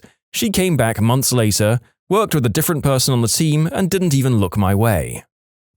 Oh, heck yes. Buckle up. I worked as a manager at a chain barbecue restaurant. We'll call it Popular Charlie's. There was this lady who we called Nacho Lady. I'll get into why. She was that kind of overweight, holistic living, anti-vax, essential oil military wife, "My 2-year-old daughter who I talk to like a coherent adult is going to change the world" type lady, with all the Karen aesthetics to match. We all dreaded her when she came in. We call her Nacho Lady because whenever she comes by, she orders our nachos at our takeout area. No big deal, but she would want everything on the side, which again, no big deal in most situations because I understand that nachos get soggy, especially to go. But what some people don't like or understand is seeing the actual proportions of everything. 2 ounces of anything really isn't that much. That goes for the cheese, chili, beans, nacho sauce, all the works. Even though it's all proportioned equally, the customer doesn't like what they see, and that's where the backlash began with the Nacho Lady, and then the Karen moment started happening. She didn't like the actual proportions, and wanted and demanded more, but refused to pay for it. Our takeout specialists were good enough at standing up for themselves and the rules. Of course, she didn't accept it, so she had to speak to a manager, myself or 2 others, depending on the day. She would also order 2 kids' meals, pork sandwiches and fries. Again, no big deal, but she was very particular about this one as well. The pork had to be dry, no barbecue sauce, in a separate container. Kids' buns toasted, which we don't usually do. The fries had to be dropped as soon as she walks in the door so they're crispy and fresh for when she takes them all the way home. Because of her extreme specifications, it got to the point where only a manager was allowed to take her order, and only a manager could review the order with her. This was always the most nerve-wracking part because she would sit down at our waiting table in the takeout area and open every single box and inspect everything, which we would typically do in the first place, but the way she went about it was very Karen. This was when all the issues would start to happen. Fries were never hot and fresh and crispy enough, sent back to get new ones. Not enough of the portioned pork for the kids' sandwich, demand more. Not enough cheese sauce and shredded cheese, demand more. Not enough tortilla chips, you know, the rest.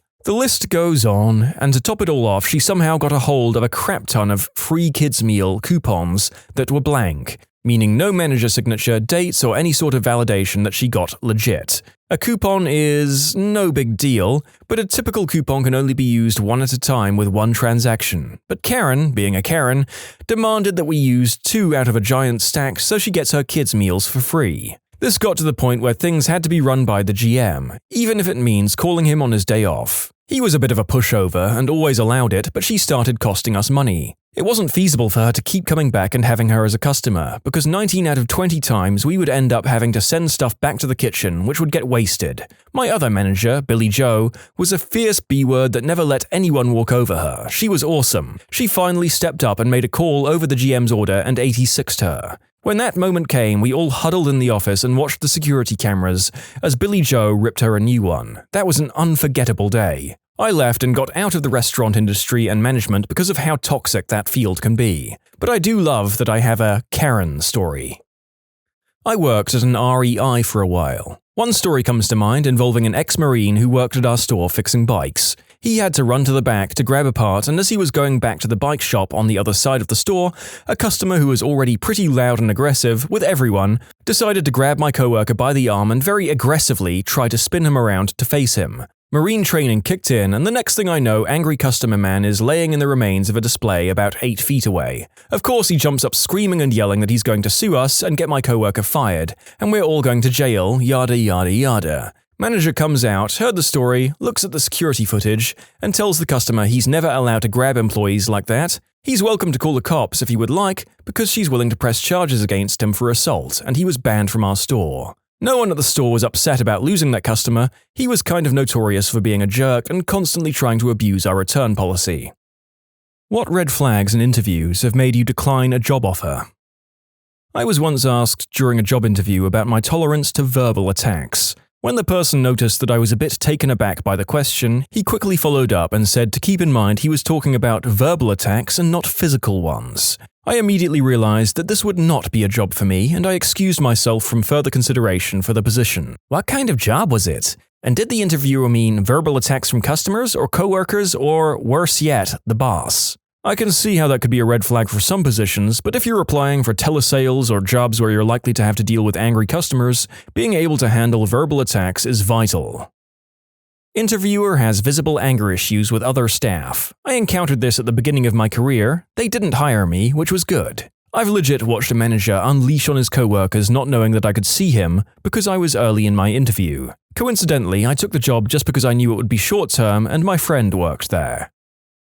Didn't even get to the interview. Got a call to set up an interview. I say, okay, I can do Wednesday, Thursday, or Friday. He says, I need you to come in today. Okay, I need a job, so I say I can try. Where do I need to go? He was an hour away by car. I said I couldn't, and he got all huffy. Like, dude, if you're this crappy when I don't work for you, I don't even want to know how you treat employees. If they need you to interview them right now, then they need you to start working for them right now. Absolutely do not accept their job offer unless you're absolutely desperate yourself. Exactly. I looked it up on Glassdoor and it was very grim.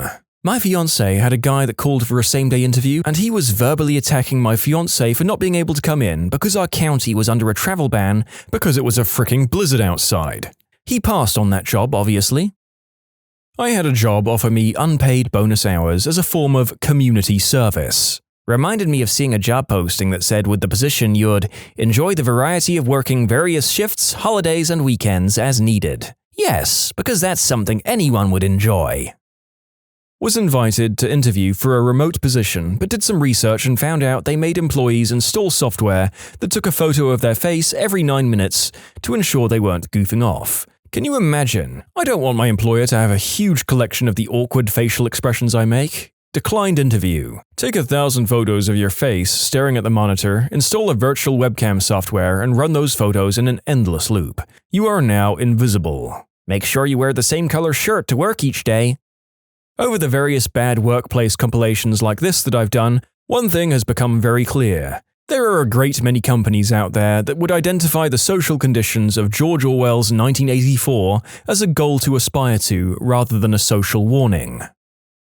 It's a red flag for me if they stumble over what the exact job description is. Or if they say, we'll work that out later. Or if they say, duties as assigned. I've seen this looking for jobs as a software engineer. For us anyway, this isn't a red flag because it's impossible to determine all the duties required when the product itself is ever evolving. For example, I was asked to set up a few build machines because I took good notes when I onboarded, although that was never in the job description. We were a small company, so it made sense to have few engineers handle things such as this, rather than hire another employee to handle all of it.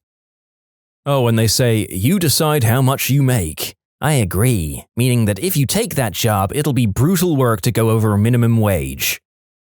When you walk through the site and you don't see a single person smiling. I don't mean those fake customer service smiles either. If everyone there looks miserable, I'm out. Life is too short for that. Even worse, when a couple of people are shaking their head no when you make eye contact with them. I had one person do that to me when I was being interviewed for a personal assistant job. He kept looking at me, then I noticed the subtle head shakes. He was leaving. I would have been taking over his position. The woman did seem a tad nightmarish. I declined when the guy left. Glad he gave me warning. Oh, I totally agree, but I also want to tell you how it is at my workplace. Most of the time while working, we're having an absolute blast and joking around all the time. But if our boss walks past us with a stranger, we all close our mouths and continue working, but very focused on our work, so we don't make the impression that our whole workshop is filled with a bunch of absolute goofballs. In a lot of industries, we work really long hours sometimes, so we're really looking for someone who's willing to put in the hours and is interested in making a bigger impact. Is code for, we're looking for someone to sacrifice their weekends on the altar of our arbitrary goals and expectations because we can't be bothered to pay a second person for the role. It's the old, we work hard and play hard deal. That just means everyone works long hours and then goes out to happy hour once a week. Happy hour slowly becomes something that kind of feels like more work and something that you're obligated to go to. Or becomes one donut on Friday, and only one donut. We had the mythical company fishing trip that was promised for the end of every season. I finally shut that crap down forever one hot day when the boss asked, "Where would you like to go on the company fishing trip?" "This year," I said, "I would actually like to go fishing," and it was never mentioned again. I used to be in commercial fishing, and one of my first skippers gave me this advice. When you're checking out a potential boat to take position on, make sure to look at the engine room first. If it's neat, clean, and orderly, then that's a solid vessel to be working on. If it's filthy, cluttered, and in disarray, then get off the boat and don't take the job. Oh, please expand. I'm interested to know the reasoning behind this. The type of captain that allows the most important part of his vessel to be a huge mess all the time is also the type to cut corners and operate in a generally unsafe manner while out at sea. I'm sure there's plenty of exceptions to this, but when my life is in their hands for months at a time, I want to know darn well that they can take condition of their vessel seriously. Arr. Additionally, a well-kept boat is a sign of a good crew. Pay on a fishing boat is dependent upon the value of the catch. You'll earn more on a good crew. Most of my work has been lineman work for cable or telephone providers and driving trucks, and if they start asking about prior workers' comp claims, then I'm out. I've had owners ask me if I got hurt, would I allow them to let them take care of it and keep the government out of it? Yeah, no way. We're lax on safety and unwilling to improve, so we'd rather cover up problems than prevent them. Your health and well-being mean nothing to us. Anyone using the phrase work hard and play hard during the interview? I once asked, what exactly do you mean by play hard, with air quotes around play hard?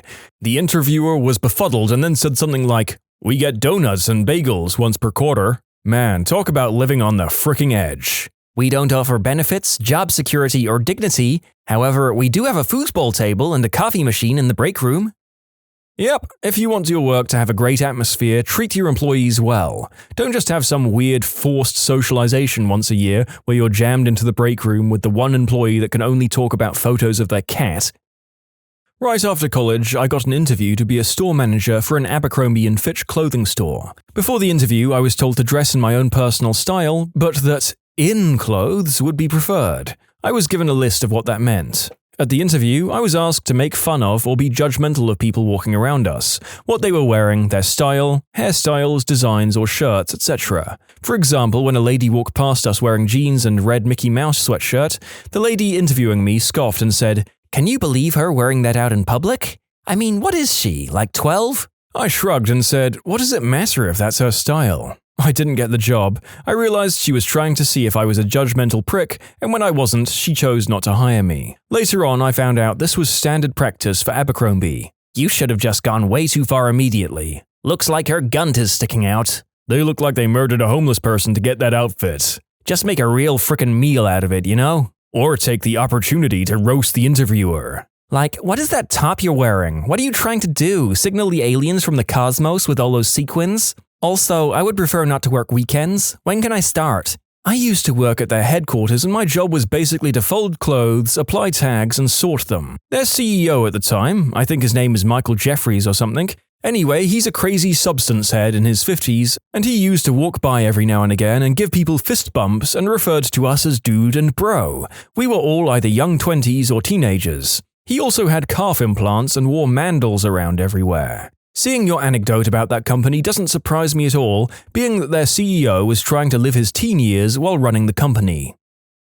Last year, I declined an offer to work at a company with a couple of friends for 2 reasons. 1, as part of the interview process, I had to complete an assignment, and I hated the assignment. 2, I got a vibe from my friends that they weren't super happy at the company. Since turning down the offer, both of the friends have complained to me about their boss, and one of them told me that their unlimited paid time off policy basically doesn't mean anything because they don't get to take much time off. Absolutely. In my company, paid time off is called earned time, because you earn it through working. The expectation is that you can use up that time whenever you want, and if your manager doesn't like it, they'd better have a darn good reason to deny it. I've never heard of anyone getting denied. Much better than trying to guess exactly what the limit is to unlimited. People who visibly show that they haven't looked at your resume. I have no issues going in depth about my experience or things that may need clarification, but to blatantly not know anything about the person interviewing shows they don't even value their potential employees at a minimum. I've interviewed way too many people that didn't know what they had on their own resume. Well, that's different. Some people are chronic liars, but you can kind of tell once you sit down with them. When I was an OPS manager for a delivery company, I got a lot of those, and it's amazing how many people will lie for even a super basic job. You can submit your own stories to be featured here on the channel. The story submission link is in the description below. And if you want to listen to some vibey music in the background, check out easymode, also linked below, and subscribe. Asking for a fee before you can get started. The extra E stands for expense. Jobs pay you, pyramid schemes ask you to buy their crap up front and sell them. This happened to me. I made the right decision noping the frick out of there despite being desperate for a job at the time. Stress interview. I walked into one of these for a PhD interview. They deliberately were abrasive and unhelpful to the point of callousness, including tossing my entire proposal out of the window. After proposing a different approach, I then got criticized for not reading up on the proposal that they had given me in the same interview. Also, my lack of skills for such an approach, again given to me in the gosh darn interview. I was happy to change approach, but I can't generate years worth of experience with a click of my fingers. They ended up offering me a position, but without funding. Then I asked them if they had any ideas on where to apply for funding for this niche area. No response, I just ignored them after that. If anyone tries that on me in another job, I'm walking straight out the door. Life is too short for such nonsense.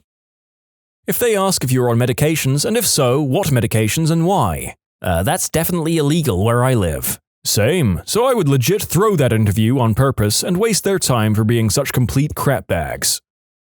I explained that I was in school and outlined my availability. He asked if I was fine skipping all of my classes on Thursdays because that's when they need me. No? Will you pay me for the credit hours I'm missing? No? Then no. That's a bold request for what I assume wasn't even a well-paying job, given that it was probably part-time while someone was in school. The mixture of employees. If there are lots of new employees, and if they have hiring ads, run. They likely rip through employees. Also, beware the places that have a lot of people who have been there forever and no one who has been working there for an intermediate amount of time. In my experience, it turned out that this place had a lot of old-timers and new hires, because the new people would be excluded and chewed up. My current company has this problem, and us new hires have started having our own meetings while the old crew is in their endless 9 a.m. meeting every day. Our meetings go something like, has anyone ever actually seen the exemption list that Todd's going on about, or do we think it only exists in his head? Alright, battle plan for this week is to trick him into confirming or denying as many clients as possible are or aren't on the list. Then the next week we type up the document, pass it around to everyone, and bring in donuts to distract them from asking questions about where we got this document from. I would watch this show. Years ago, I was about to be hired to work full-time in a car parts factory. I was at a second interview when the interviewer told me that upon being hired, I would need to see the doctor once every 3 months and sign a bunch of paperwork basically stating that if I got any respiratory or reproductive illness as a result of working around the fumes in that factory, that I understood and took full accountability for the consequences. I left and never went back. If I hear the culture is work hard, play hard, I'm out. That translates to, we beat you like a rented mule, and then throw a tragic Christmas party with a limited open bar. The interviewer was selling me on taking the job more than I was selling myself on getting the job. The interviewer gave me feedback on revising my resume, offered to advance me to the next interview round and coach me on how to handle the interview, etc. Never been offered that much support before or since. Really put me on guard and I turned down the job. About a year later, I ran into her while having lunch at a restaurant. I actually didn't recognize her at first because she had a big smile on her face, but was dead serious during my job interview. She admitted that company had been a stressful place to work. She now worked somewhere else and was much happier. I also backed out of a job opportunity because of similar reasons. I had a phone interview which seemed to go well. I was working full-time, so I had to schedule interviews and follow-ups around my current job. The people in the place that I interviewed wanted me to come in for a face-to-face, but I needed a couple of days to sort out my schedule at my current job. Over those next couple of days, they called me repeatedly, like 3 or 4 times a day, After I clearly told them that I would call them in a couple of days with some available times. That raised a lot of red flags, so I told them that I was no longer interested. I later found out the place was an absolute sweatshop and that the turnover there was terrible. Go figure. For me, it's the schedules. Someone offered me a job where I would often have to do 12-hour shifts and have meetings until 11 p.m. All of this for minimum wage. I'm 46, I can't do 12-hour shifts on my feet all day anymore. I'm 27 and due to a spinal injury, I'm lucky to be walking on my own again. I can't be on my feet for that length of time either, nor can I reliably lift 50 or more pounds or twist and bend over frequently. I'm fairly jacked due to a fixation on working out and sports conditioning before my injury, so when I explain that I can't do those things, I've gotten ridiculous and even nasty looks from interviewers, 2 of whom even called me out for just being lazy on the spot. I got up and walked out of both of those interviews immediately. If I was lazy, I wouldn't have this physique. And I'm already mortified by my own loss of mass due to being incapable of maintaining my workouts from 3 years ago. I don't need some middle manager thinking they know better than my freaking doctors do, and I certainly won't stand to be called lazy by someone who's never seen me work. They ask a lot of questions about something on your resume that isn't really relevant to the job you're applying for or of interest to you, and hint that they want you to do that as well. If it's something you don't mind or actually enjoy, that's fine, but be careful of getting locked into a role different from the one you interviewed for. Would you be willing to give up a few of your vacation days to help out some of your fellow co-workers finish their work? No. That's the first time I've seen this kind of proposal. Surely it can't be that common. Surely they can't ask you to give up time with your family. Oh wait, of course this must happen all the time now I think about it. We do more with less. Translated, we will overwork you and not pay you for it. Ah yes, the first job I landed out of college was in a newsroom where the motto was, us 4 and no more. As in, 1 sports reporter, 2 general assignment reporters, and 1 editor overseeing things. They refused to hire more people onto their staff even as the economy improved, and haven't given employees a raise since 2007. You also didn't have a set schedule, and would cover things anywhere between 6 a.m. and 10 p.m., oftentimes at a few hours' notice, so working another job to make ends meet was impossible. How that place is still functioning is beyond me, especially since you can literally work fast food and make more money these days. We're a human-sized company with a great startup spirit, which translates to unpaid extra hours and micromanagement. That's like the definition of sugarcoating a really crappy job and wearing many hats. Had an interview where the interviewer said, "So you probably made, what, like 40k last year?" I had made double that, and I knew that if I went with this company, I'd only make a little more than 40k. If he hadn't said that, I probably would have taken the job. One thing I experienced was as follows. The manager met me at my job and said I seemed like I would have a knack for the line of work he's in. I, being unhappy in my current job, perked up hoping this would be a good transition opportunity. First red flag, he didn't tell me to come by an office or job location for an interview, but to meet up for lunch. Again, being young and naive, I didn't see anything wrong with that. Fast forward to the lunch. I began to notice what was going on, but didn't want to be rude. Second red flag, the guy tried not to mention the company name. Toward the end of the interview, he asked me, "So, on a scale of 1 to 10, what's your interest level?" And I asked him the name of the company, and once he told me, I let him know that I was going to research the company to see if I wanted to continue with the process. Long story short, the company was Primerica, which in my opinion is the worst MLM scheme that I know of. If you do a little research, I'm sure you'll agree. My friend calls it a firing squad when you walk into an interview and you're seated in front of multiple people who just start shooting off questions at you. No conversation, no emotion, nothing to make you feel at ease. Strictly Q&A. After years at a company, I went on my first interview, very rusty. They wouldn't even ask me to expand on a few points. I was discouraged until I went on another one that was 1,000 times better. Just me and a few people sitting at a round table discussing my skills and such. I learned the former kind of interview is the one at a place where I don't want to work at. When the information the job interviewer gives you doesn't even match the job listing. When they make you sit at 2 different rooms for a good 30 minutes before it starts. Job hunting can be one of the most demoralizing processes to go through. When the HR interviewer has a huge fake smile, but while they lead me to the meeting room where the technical part will take place, I see a lot of burned out people with dead eyes and zombie-like faces. I study history and I work for a gardener to earn some money. Once I applied for a job in an archive, because the job would have a lot more to do with my major. The interview was terrible. They made me talk about gardening for nearly an hour. Interviews usually last 30 minutes where I live. I wanted to talk about my achievements in history because of the obvious connection to the archive, but all they wanted to know was how to trim trees and hedges. Also, they said that I'd have to be there at 8 a.m. to work and emphasized on how early that is and asked if I could handle that. When I said yes, they didn't believe me. I started gardening at 0750, so a lot of these weird questions. There's a big company in my province. Apparently they have pretty strict interviews, but in the end you have to meet the CEO, and you get to talk to him about whatever topic comes up. Friend of a friend talked about Clydesdales for 45 minutes. He got the job. I had an interviewer once that went ballistic on me when she found out I was engaged. She started off asking me where we were having the wedding and then went nuts, telling me that people have already gotten divorced over this position and I need to seriously consider it. I told her I'd already talked the position over with my fiancé and we were both prepared for it. She said I needed to talk it over again because there was no way we were ready. I noped the frick out of there after that. What the heck kind of position is this where the engagement status matters? What's the craziest thing that happened in a party during your high school and college years? I saw a 140-pound French-Canadian tear a sink out of a wall, run outside, and smash it to pieces against a tree. By the time we'd woken up the next morning, he'd already gone to Home Depot, brought a new sink, and installed it in the bathroom. French at night, Canadian by day. First they're sour, then they're sweet. One of my friends and I were at a house party. She drank 8 shots of tequila, one right after the other, and then proceeded to do the deed bareback up the butt on the front lawn while everyone watched. Not one of her finest moments. She's a Mormon now, apparently. We had a pet raccoon for 2 days, long party, who would hang out with us. We thought he was a nice furry guy, but then he betrayed us. We were pretty drunk, he left, came back with friends, looted our house. I don't want to be anti-raccoon, but it's hard for me to trust them now. If you read this, Fritz, reconsider. Come back and we'll start over. Sly Cooper strikes again. Hey, don't be raccoonist, dude.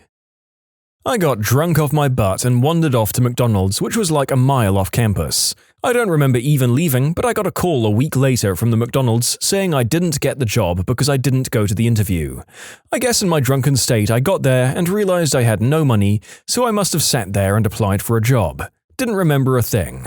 They called to ask if I wanted to reschedule, but my reaction was, "What the frick are you talking about?" So they kindly informed me that they didn't need my assistance. The dude must have thought I was an idiot. I should have explained that better. That's probably how most people start working at McDonald's. It's a contract bound in blood. Their own blood. Got busted by a police helicopter while drinking at the lake. Spotlighted us and yelled at us over a bullhorn to stay while 6 officers, complete with 2 K9 units, came down to where we were, gathered everybody up, walked us to where we parked our cars, searched us, cited one kid for having green herb, and then let us all go. It was pretty surreal. In conclusion, drank a couple of Keystones, got a 5-star wanted level. I forgot to include my favorite part of the story, so I'd rode to the party with 4 of my good friends. All of us were 17, except one dude who was 18, but being idiot teenagers, we all smoked cigarettes. They pretty much caught us by surprise with the spotlight. I mean, seriously, who the frick expects a police helicopter? So we didn't have time to ditch anything. There were about 20 of us altogether, so when we were all being escorted back to our cars in a big group, us 4 managed to pass our smokes off to the one guy old enough to have them. When the cops searched us, my friend ends up pulling 5 packs of cigarettes and 2 or 3 cans of chewing tobacco out of his cargo shorts and sets them on the hood of his car. The cop is not impressed and is like, "Son, you want to tell me why you have so much tobacco?" And I crap you not, with a straight face, my friend just replies, "Because I like a little variety." In fairness to the cop, that answer sounds really shady. I can definitely understand why he thought you were covering for something. Last year, a few of my friends hosted a party at their house. The toilet got clogged and everyone just kept using it and layering toilet paper up, eventually rendering the toilet useless. So now everyone who had to pee did so in the bathtub. Same thing happened and now the bathtub is clogged. By the time any of the guys who lived there heard about it and walked upstairs to the bathroom to investigate, you have to walk past the laundry room to get there, they see a girl sitting on the dryer taking a tinkle in it. She claimed that multiple girls did it right before her, so she thought it was okay. In conclusion, girls are more disgusting than boys. Why the frick didn't everyone take a tinkle outside? It was a duplex-style house, they lived on the top floor and some of the girls lived below them with no interior stairs between the two, so everyone who came had to come up the stairs outside and into the second floor. The cops busted it and said there were probably 200 plus people there, all on one floor and on the steps outside. Not a lot of space to move. Plus, we live so close to our uni's campus, the idea is to keep everyone inside to avoid both university and city police shutting it down. I had a friend who lucked into a very well-paying job right out of high school. He would pay for hotel rooms to party in, and as we all still lived with our parents, it was a cool thing to do, I guess. We had a party one night when Nickelback was playing in our city, and the opening band was the Trues. We didn't really care about the show, we just happened to want to party that night. Around 2 a.m. I left the room for some reason, and there was one super drunk dude carrying a bus bin full of booze. He insisted I was the guy from the Trues and followed me back to the room and got us all a bit drunk. We kept saying that we weren't the Trues, but he really thought we were, and at the end of the night, well, early morning, he left and said he was a huge fan and it was an honor to party with his favorite band, and he drove all the way from Ontario to see us. So somewhere in Ontario, there's a guy who tells all of his buddies that he partied with the Trues. Oh, and another time my buddy shattered a hotel room toilet with 2 lesbians. Can you elaborate on that last bit, please? Well, we were a bunch of awkward dudes fresh out of high school. Sometimes the hotel parties were absurd and crazy, and other times it was just a bunch of guys sitting around laughing at our buddy for buying a hotel room for a bunch of dudes. The lesbian night was one of the more intense parties. A friend of mine found a guy we went to high school with on the bus with 2 lesbians. They were the last people to arrive to the already overcrowded hotel room, and there wasn't much space left. The lesbians hung out in the bathroom, and the guy who brought the room, let's call him Jamie, really had to pee. They said something to him that involved him peeing in there while they watched. He went for it because beer, and nobody else went in there for about 20 minutes. After 20 or so, the 3 of them stumble out laughing and Jamie told me to go look. Sure enough, the whole gosh darn toilet was shattered. No blood or anything, but that thing was wrecked. He never explained how it happened, but I'm sure it was a good time. I think we got booted out of the hotel at like midnight that night, which was a record. To everyone in the hotel industry, I apologize for being that guest. We were young and dumb. I'm in the industry myself now, and anytime I deal with a real butthole guest, I know it's karma coming back. The host of the party decided to get into his unregistered car without license plates, without insurance, and without a license, and as drunk as the day is long. He drove the wrong way through a traffic circle, roundabout, and ran into a road sign. His best friend then screamed his name across the road, a neighbor called the cops, told them his name, etc. He was taken in and blood tested with 2.2 milliliters. He was let go, but he can't reapply for his license until 2018. Original post from 2014. Invite a friend over to drink late night. 10 minutes later, he calls us saying he's in the living room. He's nowhere to be found. I look outside to see 2 cop cars and his car in the neighbor's driveway. Turns out he walked to my friend's neighbor's house, drunk off his butt, asking where we were at like 2 a.m. A girl got drunk and passed out. Some guys pooped on her face and took pictures. This happened 2 to 3 years ago. She has a lot of Twitter followers now. High school, my house party. Guy asks me if he can shoot some other kid and shows me a gat. I tell him not on my property and not at my party. He apparently respected that. Later, he gets drunk and cuts his own stomach open, about 1 inch deep, 8 inches wide. You can clearly see each layer of skin and fat. He then goes around talking with it like it's Jim Carrey's rectum. We eventually convince him much later to go to the hospital, as he previously refused because he was afraid they were going to commit him to the psych ward. But by then, they told him it had been too long and they could only debride and dress it. He has a massive scar now, although he's much more sane and stable these days. 2 guys fought over a homely girl. One later pulled a knife on the other while he was asleep and attacked him through the neck. Stabber, blood alcohol content of around 0.3 if I recall correctly, has no memory of the event, and he did 15 years in jail. The stabbee had a blood clot, led to a stroke, led to debilitating brain damage. Took him about 10 years to recover his mental faculties. One of my best friends was thrown out of a window in the buff while doing the deed with a girl. Was he mid-coitus while in the air? I feel like you should have disclosed this. He gave a flying frick. So the whole story of this is that this is my best friend who just has women fall into his lap. Charisma out the wazoo. He goes to the club in town and winds up meeting a girl there. They dance it out, their feelings I guess, though a dance battle for supremacy could be cool, and he winds up going to a party with this girl. Well, apparently at some point at this party she told her friends that this other guy was trying something untoward towards her. And then later she dragged my friend upstairs for the doing of the deed. They're happily plowing away when the friends burst in, thinking that my friend is the other guy she talked about, committing the unspeakable act. Hijinks ensue, friend goes out the window, girl explains, and they let him back in. Now, I don't know if he kept his hard eggplant on this whole time, but I like to think that he came back in and then he came back in. This is also the guy who had a Ukrainian exotic dancer pull him into the shower to have fun with him. Some say she's still out there saving up funds to pull him into another bathroom and do it all again. I mean, I desperately want the entire life story of the defenestrated, charismatic Ukrainian dance seducer to be real, but dare I hope? It sounds too great to be true. I would kill for his autobiography if it is. Guy walked into the party and no one knew him. He walked around for a few minutes, then pulled out a piece, shot the refrigerator 2 times, and then calmly walked out. I live in Isla Vista, where basically Party Central is located on a street right on the cliffs over the ocean. I was at an AITA day party, everything is all good, people were intoxicated and having a good time. Then all of a sudden we hear screams and people start freaking out. Someone fell off the cliffs. Turns out it was my friend, who went over to his death. That was definitely one of the most crazy and traumatic experiences of my life, along with the shootings that happened here in Isla Vista last weekend. Moral of the story, don't pee off cliffs into the ocean when you are blackout drunk. You can submit your own stories to be featured here on the channel. The story submission link is in the description below. And if you want to listen to some vibey music in the background, check out easymode, also linked below, and subscribe. College. Guy goes upstairs to pass out. Girl is already in the bed of his choosing. Amazing sounds of them doing the deed. Morning after, horrible screaming. Guy and girl turn out to be siblings. Was at a Halloween party and passed out on top of a cooler.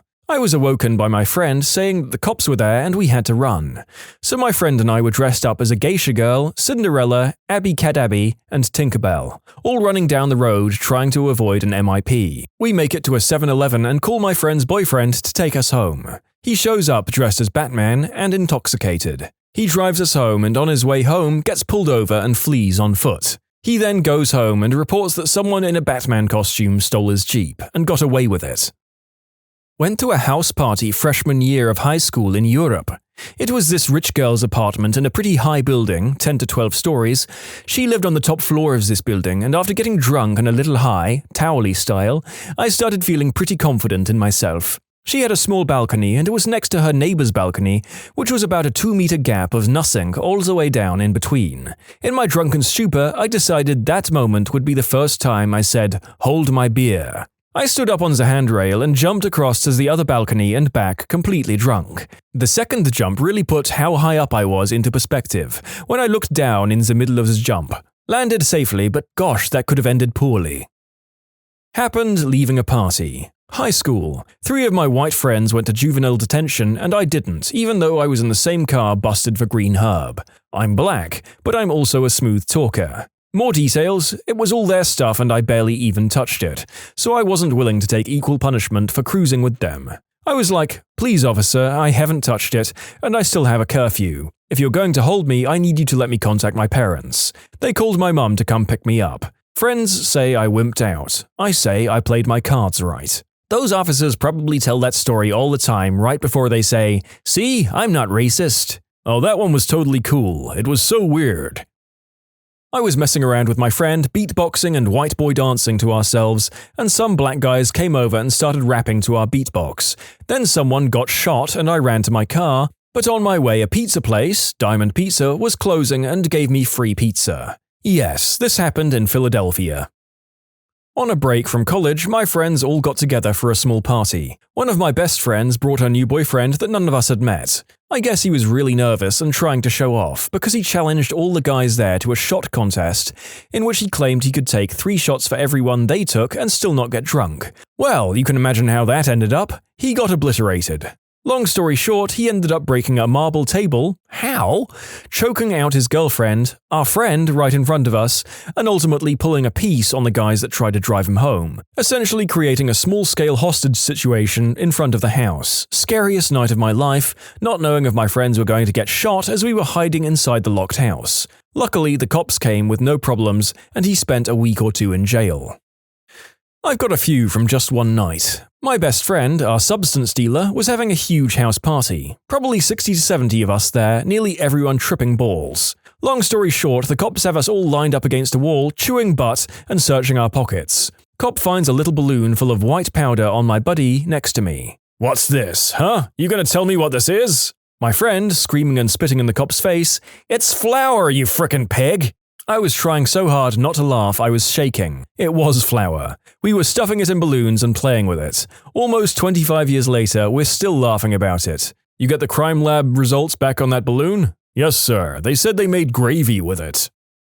I saw a guy on substances eat some other guy's ear. We were having the good old parties back in college when a guy went crazy. He literally ripped the dude's ear off and started munching on that little fricker. Someone called the cops and he was arrested. 2 years later, he was arrested again when a number of minors were found in his basement.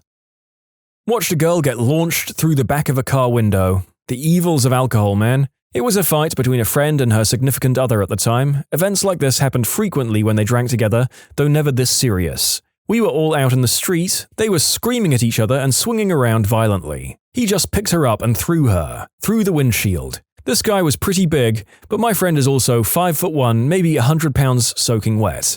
Somehow, she didn't press charges, but the police did. Lots of people were subpoenaed, but because everyone was too hammered to correctly or accurately recount the incident, it got thrown out.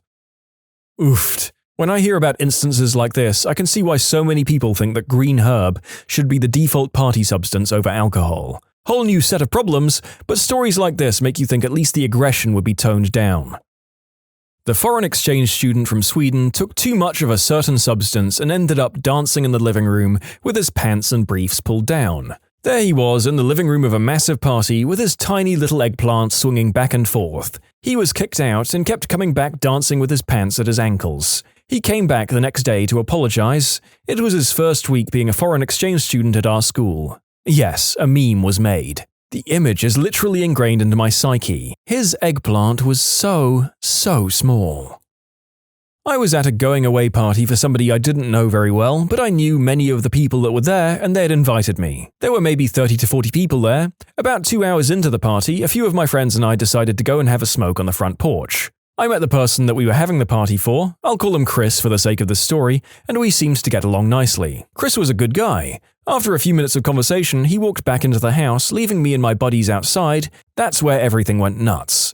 These two girls had shown up to the party and nobody seemed to want them around. I didn't know them personally, but I knew that they were not the kind of people you'd want to associate with. I heard some arguing just behind me at the entrance of the house, a few feet away between the girls that just arrived and Chris. Chris was asking them very nicely to leave the party as they were causing a disturbance to the other guests. These two girls were having absolutely none of that and continued to scream utterly stupid crap into his face without listening to what he had to say. This went on for about a minute or so I started to ignore what was going on and just continued to talk to friends. Suddenly I heard a scream and somebody yelled, "You stabbed him, you crazy freaking B-word!" I quickly turned around and one of the girls had stuck a knife into his stomach and there was blood everywhere. The girl pulled the knife out of him and began to run down the street. The police came and rushed Chris to the hospital, but unfortunately he didn't make it and died in the ambulance. The girl was caught after about 2 days in the city next to mine. I went to court as a witness, as did many others, and the girl is getting 15 years in jail. I wish she got life because she deserves to rot. Come July and it will be 2 years ago that this happened now. In conclusion, I went to a party where someone was killed over asking these girls to leave his own going-away party. A friend of mine thought it would be hilarious to take a dookie hanging from a tree. So he climbed up about 25 feet, dangled by his legs around a branch, then proceeded to drop a huge fudge dragon right into the back of his white t-shirt that he was wearing. Rave party in a church. Some dreadlocked dude in a Jesus costume did the deed with a girl in the priest booth above the DJ stage. I was outside peeing in some nice bushes when I looked up and holy frick, Aurora Borealis. Living in Washington, this has never happened before. I proceeded to run inside to tell everyone, but they thought I was just drunk. In their defense, I was, and very enthusiastic, and making crap up. Their loss. Aurora Borealis, at this time of year, at this time of day, in this part of the country, localized entirely within your kitchen. So this one time, I went down to visit my friends in Cork. 2 of them were twins, and throwing an 18th. It was a great night, and everyone got really drunk. Around 4 a.m., everyone started to look for a place to sleep. Unfortunately, one of the rooms containing 3 beds and a few sleeping bags had been occupied by one of the twins and his girlfriend. So 14 of us had to all pile into one double bed. I was sleeping between one of the twins and another friend of mine. He was talking non-stop with some girl, but I didn't mind because I had somewhere to sleep. About 3:30, I'm talking to my friend when his face suddenly turns white. From behind me, I hear a slow creaking sound. It slowly gets louder. I was in shock. After a minute, he stops and I hear a sigh. I hold up my hand and he high-fives me, and that is how my best friend lost his virginity. In conclusion, friend lost virginity in a bed with 14 people, followed by a high five. In high school, after our track team won the county title, which we weren't supposed to win, we all wanted to get really drunk, but had nowhere to do so. That's when one of the seniors suggested that we drink at the abandoned house across the street from his. It wasn't really abandoned, it was fully furnished, just didn't have electricity on, and the owners had been MIA for a few months according to him. The party itself was pretty cool, a majority of the people brought lanterns and flashlights along with the hooch. It started getting out of hand, and at its peak about 150 people were there, which isn't really huge, but for our high school that was quite large. That's about when the cops showed up, which was standard practice for our parties. We all booked it, and since most of us were in peak physical condition, the cops pretty much gave up chasing us after a block. All of us got away, except my best friend. In his escape, he jumped out of a first-story window and landed on a cop. He pretty much just gave up at that point. Someone yelled, "Fusro da," and then loudly crapped themselves. Please elaborate. The guy had drunk like 7 shots of vodka in an hour. He had been giggling at the slice of the pizza he had dropped on the floor and then started crawling around on the floor. He yelled that and then crapped himself. It was pretty funny, but the smell was awful. What's the craziest reason you've had to fire an employee? Employee 1 wearing earplugs on a string. Employee 2 comes up behind Employee 1 and decides to yank on the string, which pulls earplugs out of ears very fast. This causes a vacuum in the ear canal and effectively pops your eardrums outward. It hurts real bad. Employee 1 got mad, yelled, and possibly cussed Employee 2. Employee 2 decides he doesn't like Employee 1's attitude about the situation. Employee 2, who's an amateur boxer, punches 1 to lay him out on the floor. Employee 2 is a marvelous piece of work. All that amateur boxing must have knocked the sense right out of his head. Before this incident, Employee 2 graced me with a conversation. Why he felt the need to say these things to me, I don't know. Maybe this lends legitimacy to the theory that he had the sense knocked out of his head. I think it just gives insight into a crappy human. Employee 2 was married and had a newborn or toddler. Apparently, his underage teen niece would babysit with another friend keeping company. Employee 2 indicated he thought both teens were hot and had a number of ideas about them that were extremely inappropriate. He slashed my tire after I told him to go to work instead of sitting in the break room. He obviously didn't want to go back to work, so I think you did him a favor. I gave my secretary a document that I wanted incorporated into a letter I had written, and she hucked the document like a frisbee into her trash can. It was literally my only copy, so I had to walk over and fish it out. That was her last day. What the frick? Man, you must have more stories. How did she interview? She was already there when I started. She worked for someone else but had problems with that person, so they tried putting her with me. Who would have thought she had problems with another person? Had an employee, a nurse, who was drinking on the job, snuck vodka in a plastic water bottle. We became suspicious when she began behaving erratically. Then we noticed that she was super possessive of her bottle and never let it leave her sight or let anyone else near it. She messed up and left it at her desk when she went to the bathroom. So we sniffed it and she was busted. Hot mess, that woman was. Almost identical to my story at my job. She had an irreplaceable water bottle. One day, in a downpour, she had to go out to her car to get her magic water bottle. Came back loaded and soaking wet. She never made it back to her desk. And here I am wondering if with that last sentence they mean that she was fired for being obviously loaded, or whether she didn't make it back to her desk because she hit on a coworker, tripped and fell and then spewed up in her handbag. I was part of a group of IT contractors together for a large international project. The client would get us apartments to live in at each implementation site for 6 to 12 months. A member of my team got into a disagreement with the CTO when he came to visit our site, which resulted in her screaming personal attacks at him in the hallway when he tried to step outside to de-escalate the argument. She was fired on the spot, but then proceeded to go back to the apartment provided by the company and completely wreck it. The site was in the middle of the desert, and she had opened all of the windows and doors, turned the AC on max, stopped all of the drains and turned the water on, threw red nail polish all over the bathroom. It was the most extreme breakdown in a professional environment I've ever seen. I never learned of any follow-up, i.e. legal action. I think because the CTO was embarrassed he had to ask us to check her apartment since he'd already left town. While I didn't fire her, I was offered the chance to work with her again 12 years later via anonymous reference, and obviously rejected her as a candidate. Think twice about burning that bridge, or at least how you do it. I once had an employee Snapchatting as he drove an ambulance with a crew member and patient in the back through an intersection during a red light. Rubbing a pregnant co-worker's belly 3 times after being asked to stop and then asking her if her husband was good at doing the deed. I fired him and he asked if we could still be friends. No. Then he tried to file for unemployment after only working there for 3 weeks, part-time. We had a similar guy like that in our company. He was only with us for about 2 months before it happened. We were having our annual Christmas dinner and he was putting his arms around one of the managers all night and grabbing her hand when she got up to leave for the bathroom or whatever and asking her where she was going. He wasn't even drunk and he was asked about 5 times to stop it before she actually shouted at him in the middle of the restaurant. Didn't see him around after that night. One of our delivery drivers was supposed to be training a new employee, basically driving around and introducing them to routes and customers and that kind of thing. Well, he told the new driver to just drop him off at the park down the street, and when my boss drives the 15 seconds to the park, he was doing smack with local homeless people. Literally doing smack with hobos at the park. So of course the dude got fired. Then maybe a month later, we get a call from a customer saying that he was walking in the middle of a busy intersection with our company's shirt on. Guy had a crush on a female co-worker. He passed her a note at work one day with a gob of hand lotion inside it and the words, "I got really excited thinking about you earlier." The girl freaked out and went to management. The guy got escorted out. Had an employee pull a piece on me. This was after he got fired for threatening others at a Tier 1 help desk. Made everyone uncomfortable the entire time he was there. He's still in jail. It's been about 8 years now. I had an employee who got drunk on her lunch break, flipped her car, went to jail, mugshot with her company logo on her shirt. Perfect. Everyone is asking, our lunch break is 1 hour. Many employees leave to go out and eat. Potentially there were other substances involved.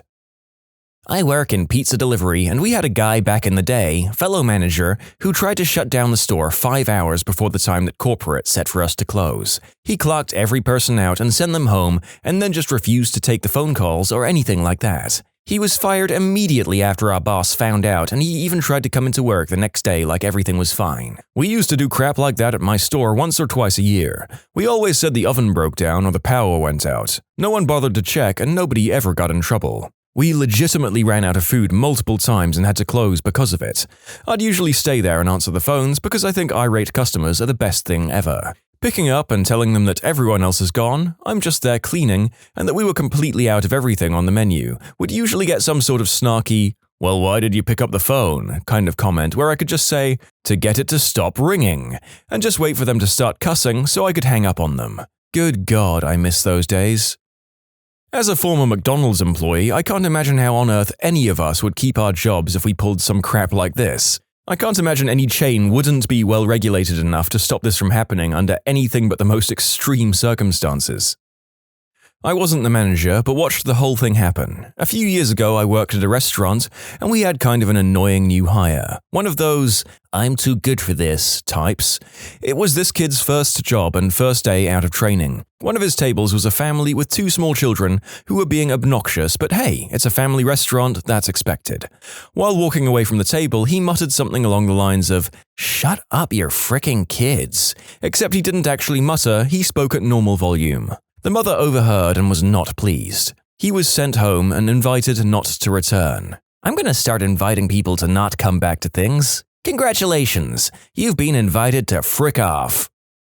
One of our warehouse workers was a young man about 25 years old. He was suspected of having a substance problem, mostly because of absenteeism and that he just seemed off at times. One day, he called our office manager from the back parking lot of our building and said that he had an upset stomach and had pooped his pants. She told him she would try to find a change of clothes to bring out to him, but before she could, he ran into the building and into the bathroom off the lobby, trailing his accident smeared on his shoes onto the floor. He then took off the crap-filled pants and left them in the bathroom and ran back outside to his car. At that point, everyone else in the small office was running outside to escape the horrible smell. Our office manager found a pair of pants in someone's locker and took them to where the guy was parked, but turned around when she saw him standing beside his car with no pants or underwear on. While everyone else was figuring out how to deal with the doo-doo in the office, the guy got in his car and left. He showed back up 3 days later as if nothing had happened. He was told to head back home. I could never figure out why he ran inside. If you crapped your pants, wouldn't you just get in your car and drive home?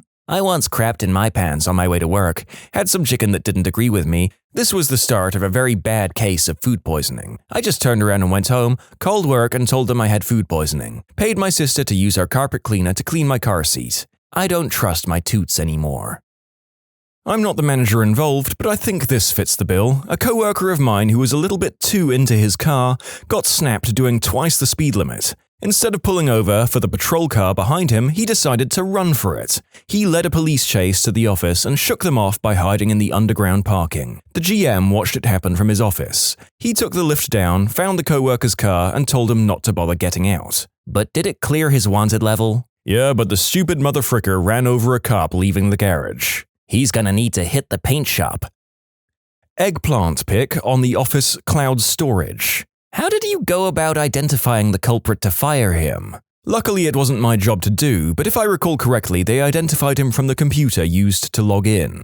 In the details on the file itself, the type of phone used to take the photo, and the directory the file was in. There's a chapter from Let's Pretend This Never Happened about the author having to learn how to ask, "Is this your eggplant?" with a straight face while working HR for a faith-based organization that apparently had a problem with folks using their company emails to send each other eggplant pics. It's fantastic. For extra fun, there's a line from that chapter as follows. "Are these your Johnsons?" I highly recommend getting the audiobook as read by the author, Jenny Lawson.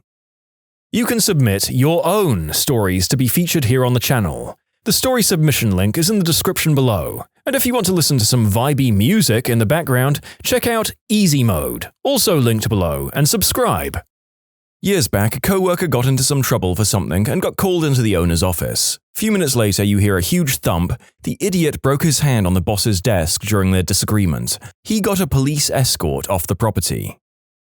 Worked as a bartender at a restaurant. I was cashing out a waitress who decided to enter the bar to make herself a smoothie. After fumbling around, she dropped a wine glass from the hanger and it smashed all over the counter. I told her she's going to need to clean it up before I can finish cashing her out.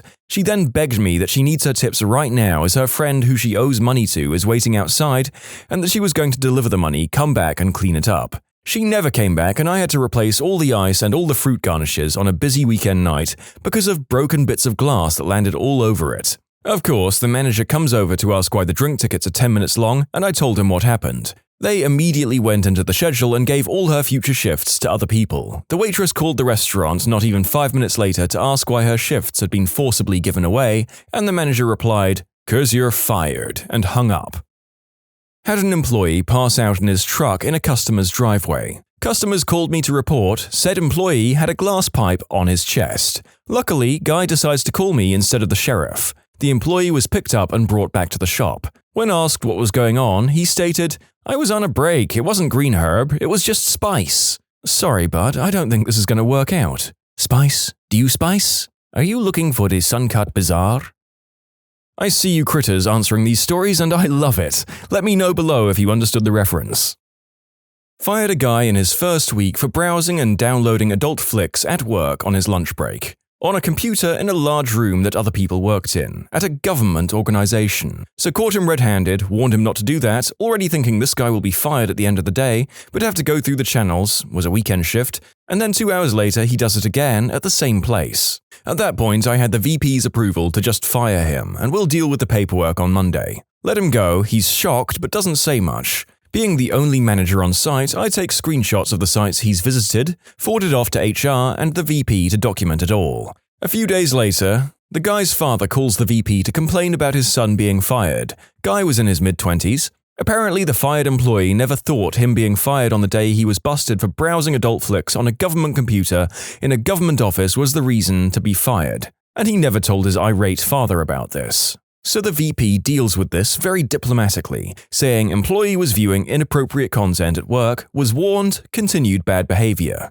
Father doesn't accept the explanation, so the VP starts reading off the list of sites that were visited. All of them were hardcore sites geared toward large African-American women. Fired employee was Caucasian. The real kicker to this was that the VP believed that the fired employee was listening in on his father's conversation via another phone. Just as the sites were being read off, there was a very audible click of that phone being hung up.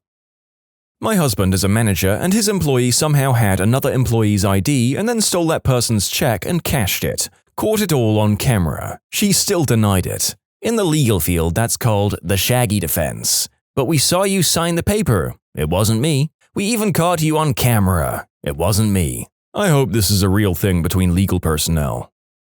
I had to send a guy to a remote gas and petroleum refinery site for an inspection. Previously, he had been reliable on most occasions. However, on this occasion, he never showed up for the pre-substance or alcohol test the day before he had to fly out and gave me a long-winded excuse, basically blaming his car troubles. At this point, I would have gone myself to the site, however, I was just back from a bone graft to my collarbone, so I wasn't going anywhere. The director made the final decision to send him anyway against my recommendations. We flew him to the site to do his on-site induction where he would do the D&A test anyway. Partway through his induction, he got up and left. I called him that night but never got an answer, so I checked his accommodation and the hotel claimed he had checked in within the last half hour. I was just glad nothing major had happened. Next morning I speak to the client and the client informs me that the staff member apologized for leaving abruptly and had to rush off and deal with some personal issues. I don't press it any longer. 2 hours goes by and I get a call from the client stating that they've kicked him off site because they've found him asleep on site, and when they woke him up, he became extremely aggressive.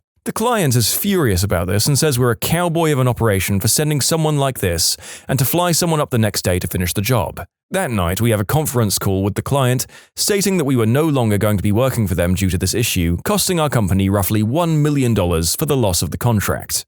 We bring him the day after he flies back to ask about his actions. I'm supposed to head this up and get his side of the story, except before we even really get into discussing things, my director asks, "If we were to substance test you today, will you fail?" He answers, "Yes," and he's told he's being terminated instantly. He starts yelling at the top of his lungs and blaming his actions on everyone else. I told him he needs to leave straight away or police will get called. He does. He leaves then for the next month, and our admin receives emails about how I'm terrible at my job and I should be fired for not listening to his problems, which he had never spoken to me about. So yeah, that was the day I fired my brother and found out he was addicted to crystal. There was a lot going on post his termination, and me and my dad combined to pay for rehab costs. He never stayed both times he was sent. Then there was physical threats of attack to my mum and my family for not giving him money. That's where I cut contact. Every update since has been from my dad. He hasn't seen my mum. He's working during the day and studying at night. I hope this time he can do well. As for the services that our employer offered, previously he had been given aid for counseling due to depression. Out of those 12 sessions, he had gone to 3. The situation gave me some pretty severe anxiety and depression. You can blame the plot twist way that I've written this due to the fact that I've just watched season 1 and 2 of Black Mirror over the last few nights. In auto sales, one of our salesmen always seemed to be up to something. Between lying to all our customers, substance use, and constant fighting at home, he was impossible to manage. Unfortunately, he was the type that gave the rest of us a bad name. Eventually, he got into it with our GSM about several issues, and his go-to was to start making fun of our GSM's handicapped son. I had so much respect for our GSM, he took him in an office, told him he was terminated, and walked out, even though I know inside he was boiling with rage. I'm glad that guy's gone. And good riddance. Good gosh, did he want to be fired or something? It makes my mind spin that even if you harbor crappy opinions, you can somehow imagine that saying stuff like this won't get you fired. Not a manager, but I had to share my story. Worked at Jumbo Juice. Co-worker put bare hands into his pants and scratched his crotch at the register while helping a guest. When the guest commented, he put his fingers in the guest's face and said, "Smell it." "Smell that? That's the Jumbo." Wow. I had an officer under me. He was reported in a tree. I went to investigate the last place he was seen. He was still there, attempting to pepper spray birds. I wish I could have made that up. He was fired immediately. What's hilarious is that pepper spray has no effect on birds. They can't taste it and it doesn't irritate their eyes. I actually didn't know that. Good gracious, put him below subpar. Maybe that's why he was trying to pepper spray birds. Maybe he had heard it somewhere and wanted to see if it was true. I own a tree removal service. Hired a guy as a ground worker. He worked great the first 2 weeks, didn't complain, seemed to know the work, and I paid him well. The third week working for me, we did a job that consisted of 2 big box elders to be removed. It was 95 degrees that day. I told the guys, don't push yourselves too much, make sure you're getting enough fluids, and if you need a break, take one. The new guy drove his own vehicle to the job as he needed to leave that day 40 minutes early to make it to a dental appointment. We're like 40 minutes into the job and I notice he's moving really slow. Just looked really unmotivated and like he didn't want to be there. We had the customer's driveway blocked off with brush everywhere. At this point, I'm still climbing in the tree and I see the new guy driving through the customer's yard, which was like 2 acres, and then onto the road in a serious hurry. I called him probably 30 times to make sure everything was all right. Didn't hear back from him. My other employees had no idea and were in shock. They saw him hop in his truck and just dart. He decided right then and there, frick this, and just left. Still haven't heard from him to this day. I didn't terminate him. That's the closest I would have come to firing someone. I don't know if I would have fired him if he'd showed up again the next day, but he would have had to do some pretty good explaining with a sincere apology for not letting anyone know and having the rest of the guys pick up the slack. My construction company was building a new addition on a hospital. One morning, the president of the hospital called to inform me that he had just watched one of our laborers doing smack in his truck while on break. Went to the job site, talked to the kid. He said, "Yeah, but I waited till break time." You aren't supposed to drive your personal vehicle to the job site for liability reasons. Oh yeah, and you're not supposed to do smack, even on a break. We've had some winners over the years, but that kid took the cake. This was definitely one of those situations that was not funny when it happened, but is hilarious now. One employee was dealing white snow from the back door. Another was high on smack and nodding off while standing over a fryer. Another went off on an admittedly rude customer and got real mean. Your wife must be sorry she married you. One called me an N-word, I'm white, and spat at me when I confronted him about the fact that his dad came in to say hi to him when he was out of work because his dad had a heart attack and was in the hospital. And one just sat in the dining room and refused to go back to work because a hockey game was on TV. Restaurant management is fun.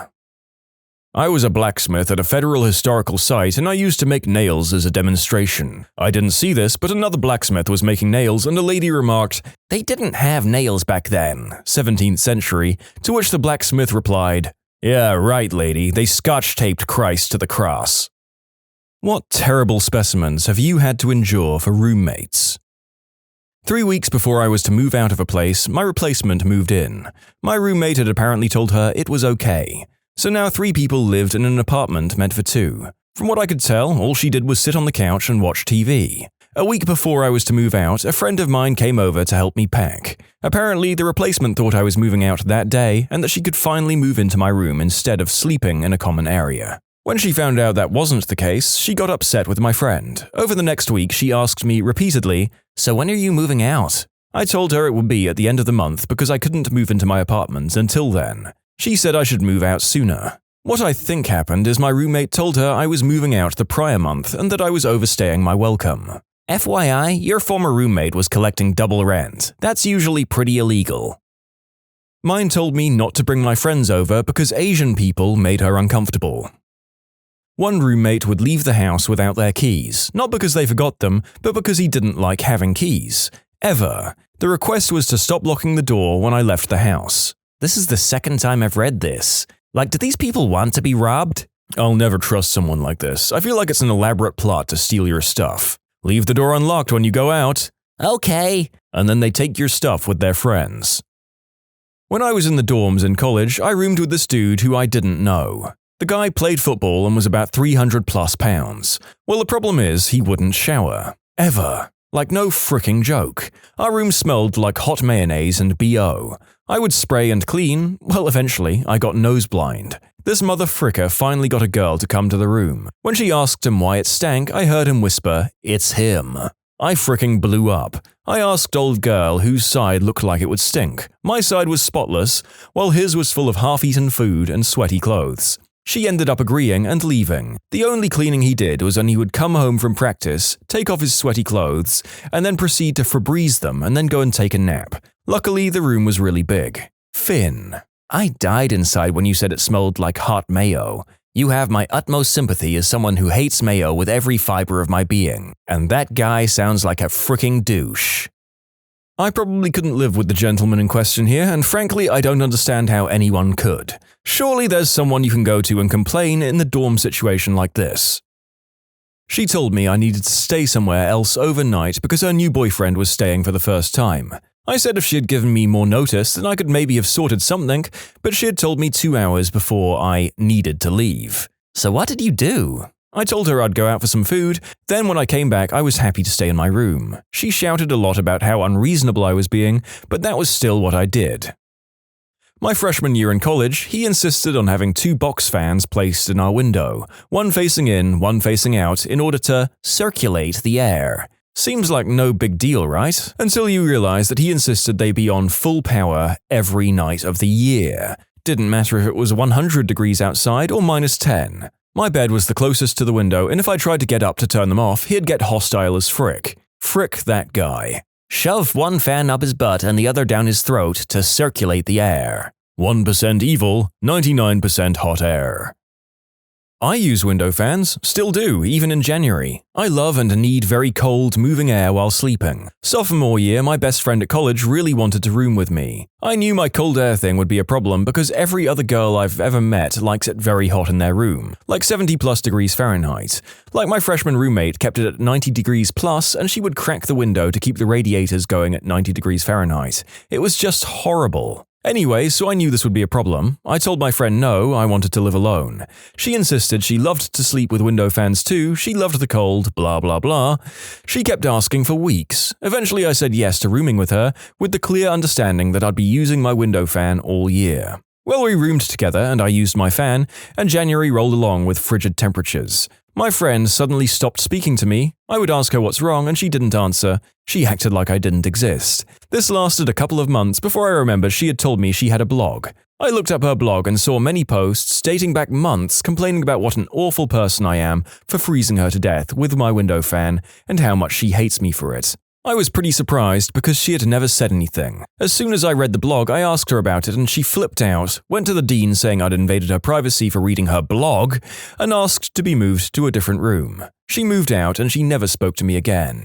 So anyway, similar story to yours. I hope I wasn't the butthole here. I also wrote her a nice, long Facebook message right before graduation wishing her well, telling her what I admired about her and how she'd do great in life, and apologizing for losing her friendship sophomore year, but she never wrote back. I'm still puzzled. The fact that there is someone out there who can think they are rationally calling you the bad guy and hate you for this really concerns me. What the frick? When you repeatedly warn someone about it, they do it, and find out you're right, someone is a butthole and it isn't you. I have the master bedroom with the bathroom, and pay $65 more a month for this. My roommate, whose room is on my side of the house, gets to use my bathroom because we agreed he could. He lets his one-night stands and drunk friends walk through my room when I'm not there to use that bathroom, rather than the other one closer to the front door. I'm now missing 2 phone chargers and a pair of $100 headphones, but I'm missing them because I must have misplaced them. Can you buy a lock for your door? After that, our agreement would change. Not really a roommate, but a little stepbrother. He's 12. He wants to rotate beds from week to week. So I sleep in my bed, then the next week my stepbrother's bottom bunk, then the next week his top bunk. I don't want to sleep in either one of your beds, that's why it's called my bed. Just go to sleep. Explain to him that your sheets are full of your dead skin, farts, drool, pee, dribble, and that's why he shouldn't want to sleep in your bed. Then explain that his bed is full of his dead skin, farts, drool, pee, dribble, and that's why it's gross of him to ask you to sleep there. Well, now I don't even want to sleep in my bed. On move-out day, my sophomore year of college, I was cleaning my half of the dorm room. Mind you, the room had been a mess before. Both me and my roommate were very messy people, so the mess itself didn't bother us much. So cleaning my half took quite a while. But by the end of it, all of my stuff was packed in my car and I was ready to go. When I was done, my roommate said, "I'll have my stuff packed up in about an hour." I asked her why she was telling me that, and she said it was so I could finish cleaning. I took one look at her, set down the bag of cleaning supplies, and said, "Here's all the stuff you need." Then I turned in my key and left. Like heck I'm going to stay behind an hour later than I needed to mop the floor and clean the surfaces of your side of the room, when you did jack all to help me. Handed me $50 while asking me to get them green herb while they owed me $700 in back rent. Now they owe you $650 and still need green herb. Had a roommate in college who refused to take his keys with him when he went out to the bar because he didn't want a lump in his pocket. He would then come home after everyone else was already asleep, and when the doors were locked, he would start pounding on the door and shouting, "This is bullcrap! I frickin' live here!" until he woke someone up and got them to go downstairs and let him in. Oh, frick me, that would not fly. Oh, he would though, right down the fricking stairs. Yep, for me, the net result of that situation would be the purchase of some noise-cancelling headphones and a grumpy flatmate the next morning, because there's no way I'm getting up on a regular basis for a moron like that. Oh, I had a neighbor like that in a building once. At least once a week, for more months than I can remember, he'd come home drunk in the wee hours, beating on his door and screaming until his roommate let him in.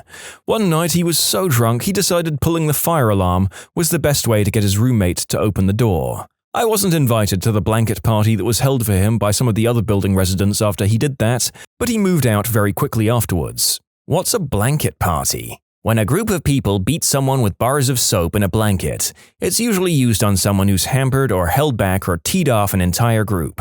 It's a percussive attitude adjustment tool.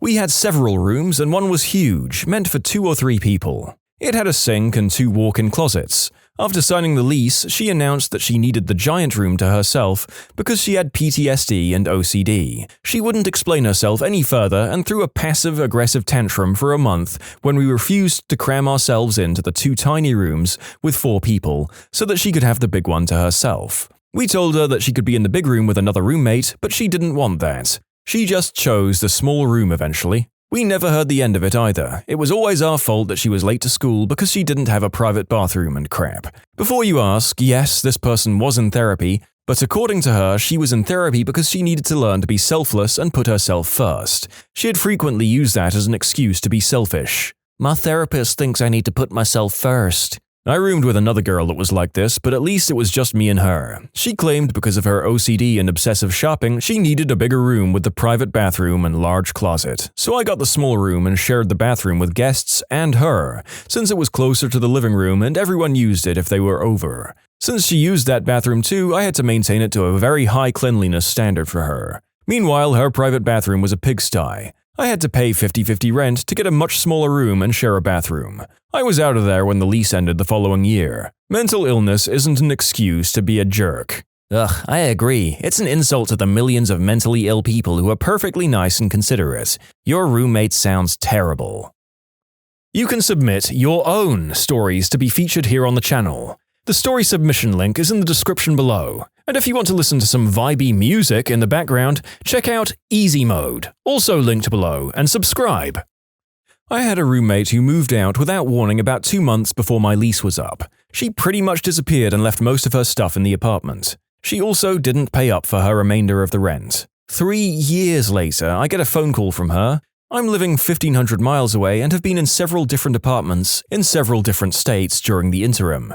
She says I need to ship all of her furniture and belongings immediately. What do you mean you dragged everything out to the curb the week after I left? You're a terrible roommate. You owe me for the value of my things. I stopped answering her calls and eventually she gave up. I would have sold them all. Well, her stuff wasn't even that nice.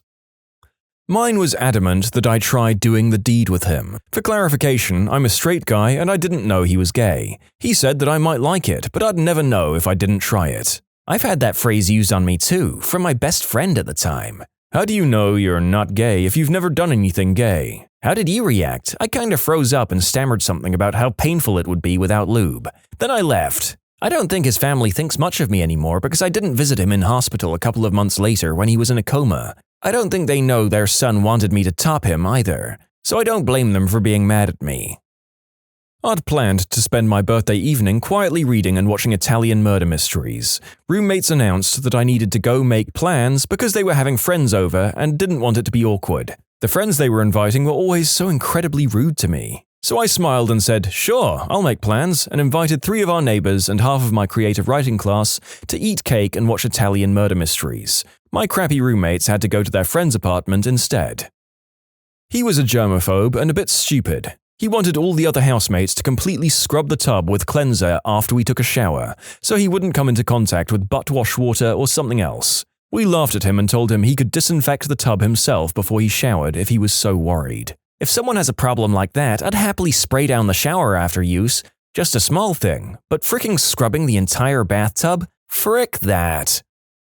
Not me or any roommate situation I've had, but you know when you've had a friend complain about something and you only hear their side of the story? If you still think they're wrong, they must be extra wrong, right? My friend told me that her roommate forgot his keys at home one night. This sucks because he works late. He rings the doorbell, she wakes up all angry, opens the window and says, "Oh, that's too bad, but it's late. Go back to your office and sleep." Rather than just accept his apology and open the door, she told him to go back to his workplace, sleep there, and just come home some other time. She was telling me this story as if I'd be like, wow, the nerve of this guy trying to come home. Instead, my initial reaction was, man, that's freaking annoying that he woke you up, which very quickly changed to, what the whole frick is wrong with you though, by the end of the story. Not yet a roommate, but started making outrageous demands. There was a time I was leasing out the spare bedroom of my home and there were a few weird, crazy requests I got.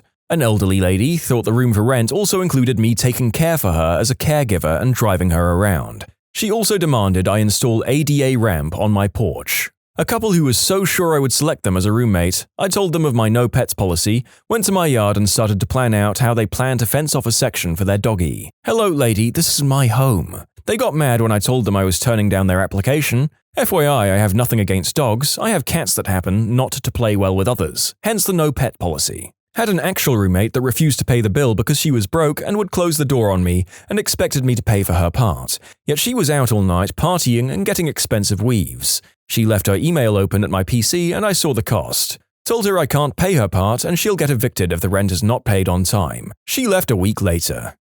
You'd think the crazies would have it in their best interest to hide their eccentricity right up until the move-in. In my experience, that's what they usually do anyway. I moved into our first 3-person dorm room, so I picked the prime bed. None of us knew each other before this, we were all in a bind for housing, and lo and behold, she and her family shows up and gives me the stink for having the gall to take the good bed. I get along really well with my other roommate, but this girl started using all of our stuff and staring at us when we slept or did homework. We got ants because she never cleaned the kitchen, but she would hide dirty plates and bad food in the back of the very deep pantry instead of cleaning or throwing it away. She wouldn't let us have friends over but felt the need to talk loudly on the phone at all hours. I lost it when she left a pair of sweatpants on the floor of our shared closet with actual crap in them. We searched for a different room for her and made her move out. I still have the hate letter she wrote me the day after she left.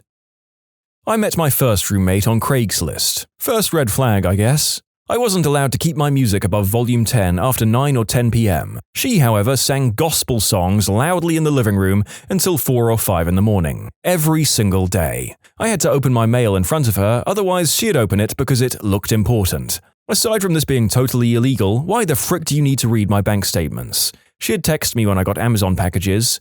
"Oh, your shoes got here," because she'd open it and dig around before I got a chance to. She never cleaned, as in her mother still came over every weekend to clean her bedroom and bathroom. She had let her trash accumulate near her spot on the couch throughout the week. Clearly didn't give a crap about her living environment, but God forbid I put the television remote anywhere besides the right arm of the couch. I wasn't allowed to turn the heat on in the winter, to save money. I live in the mountains of North Carolina and the winters are pretty harsh. She would rather freeze than pay an extra $15 per month. Over the summer though, I wasn't allowed to open the windows, so no one breaks in. My apartment was either in the 50s, 60s, or the 80s. She didn't like it when I used the kitchen to cook, strange, but she would hand wash her period panties in the kitchen sink, even though we each had a private bathroom. Frick you, Rebecca.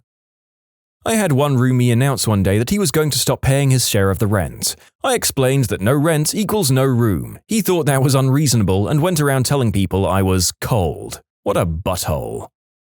He wanted his girlfriend to move in rent-free. This girl used my cookware and never cleaned it. She took forever in the shower. We put an end to that real quick. My current roommate. I own the house and did a buttload of work to clean out the garage so I could turn it into a man cave. He did absolutely jack to help and most of the work was cleaning up piles of recycling he never took out. Now it's cleared, he wants to park his car in there. But there's actual stuff taking up half the garage, so he would only be able to park in there while the other roommate and I park on the street and not use the driveway so that he can get in and out. He thinks I'm being unfair by not letting him park in there. Also, he cooks and never cleans, and has more than once let leftovers rot in my Tupperware and then thrown it out instead of cleaning it and not replaced it. This happens every time I move in with someone. Every single time. They tell me I don't do any dishes ever, which is very true. What I have to keep reminding them is that I have one plate, one bowl, one fork, one knife and one spoon. Keep them in my room at all times. Always wash them immediately after I'm done using them and bring them right back into my room. Always hilarious to hear their response. Listen guys, I have one single cup that I drink from every single day. I wash it before I fill it up for the day. I wash my pots and pans right after I'm done cooking, and my plates and silverware after I eat. The other 14 dirty glasses on the counter and sink full of week-old dishes are yours, and I'm not fricking washing them for you. I absolutely hate when people rotate who does the dishes, and then your dumb as frick roommates manage to use 4 glasses, all the pots and pans, and every available piece of silverware in like 5 hours. What in the holy frick are you cooking that makes so many pots and pans? Had an actress roommate who on random Saturdays and Sundays said she needed the entire apartment to herself to study her lines. I rarely had anyone over to begin with as I was usually out and about, but this particular Sunday there were like 4 of us in the living room watching Mythbusters. I only include this to show that it's not like we were watching NFL and screaming or shouting or being drunk. She legitimately thought this was not okay and that everyone else should leave to accommodate her. Anyone who thinks like this should live by themselves. I'll never understand how people who want to split costs to save money still think people should accommodate them. When I have roommates, I realize that if I want peace and quiet, I sometimes need to remove myself and go to the library or something. That's the price you pay to save money. It wasn't my roommate's unreasonable demand, but it was my roommate thinking my request was an unreasonable demand. My roommate and I rented a house together and the garage was pretty close to the living room. One day I was watching TV when I heard what sounded like something smashing into the garage. I waited a few seconds and went outside to see that my roommate had hit the garage with his truck and was chilling in his car texting. His car was still touching the garage. I told him to back up and he got really upset that I'd asked him to do that. Luckily, the damage was minimal, but what the frick, man?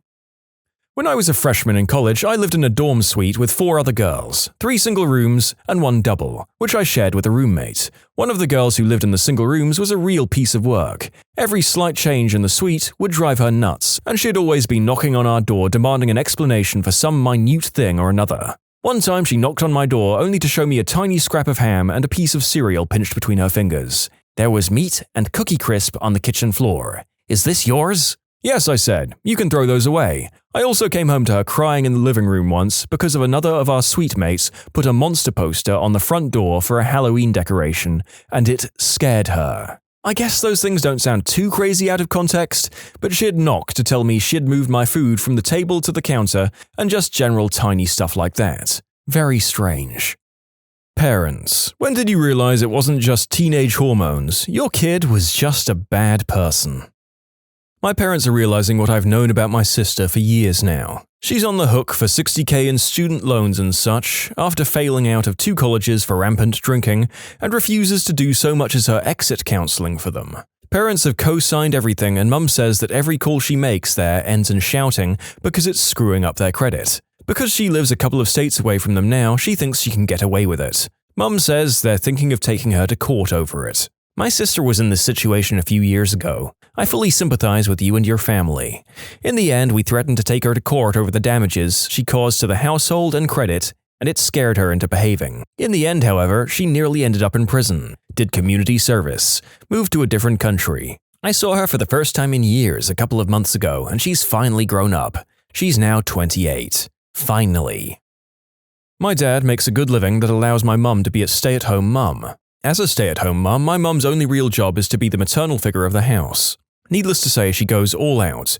Well, in elementary school, my mum would pack me and my brother extravagant bag lunches, amazing sandwiches with all the cookies and chips any middle schooler would love. One day, my mum started to notice that my little brother was coming home super hungry after school and that he had eaten all of his lunch, yet he was still dying of hunger every day at 3 o'clock when he would walk through the door. My mum asked him why he was so hungry and she suspected he was getting bullied and his food was getting taken by some of the older kids at school. He's pretty small. Well, since he didn't say anything, my mum called his teacher and had her look out for him.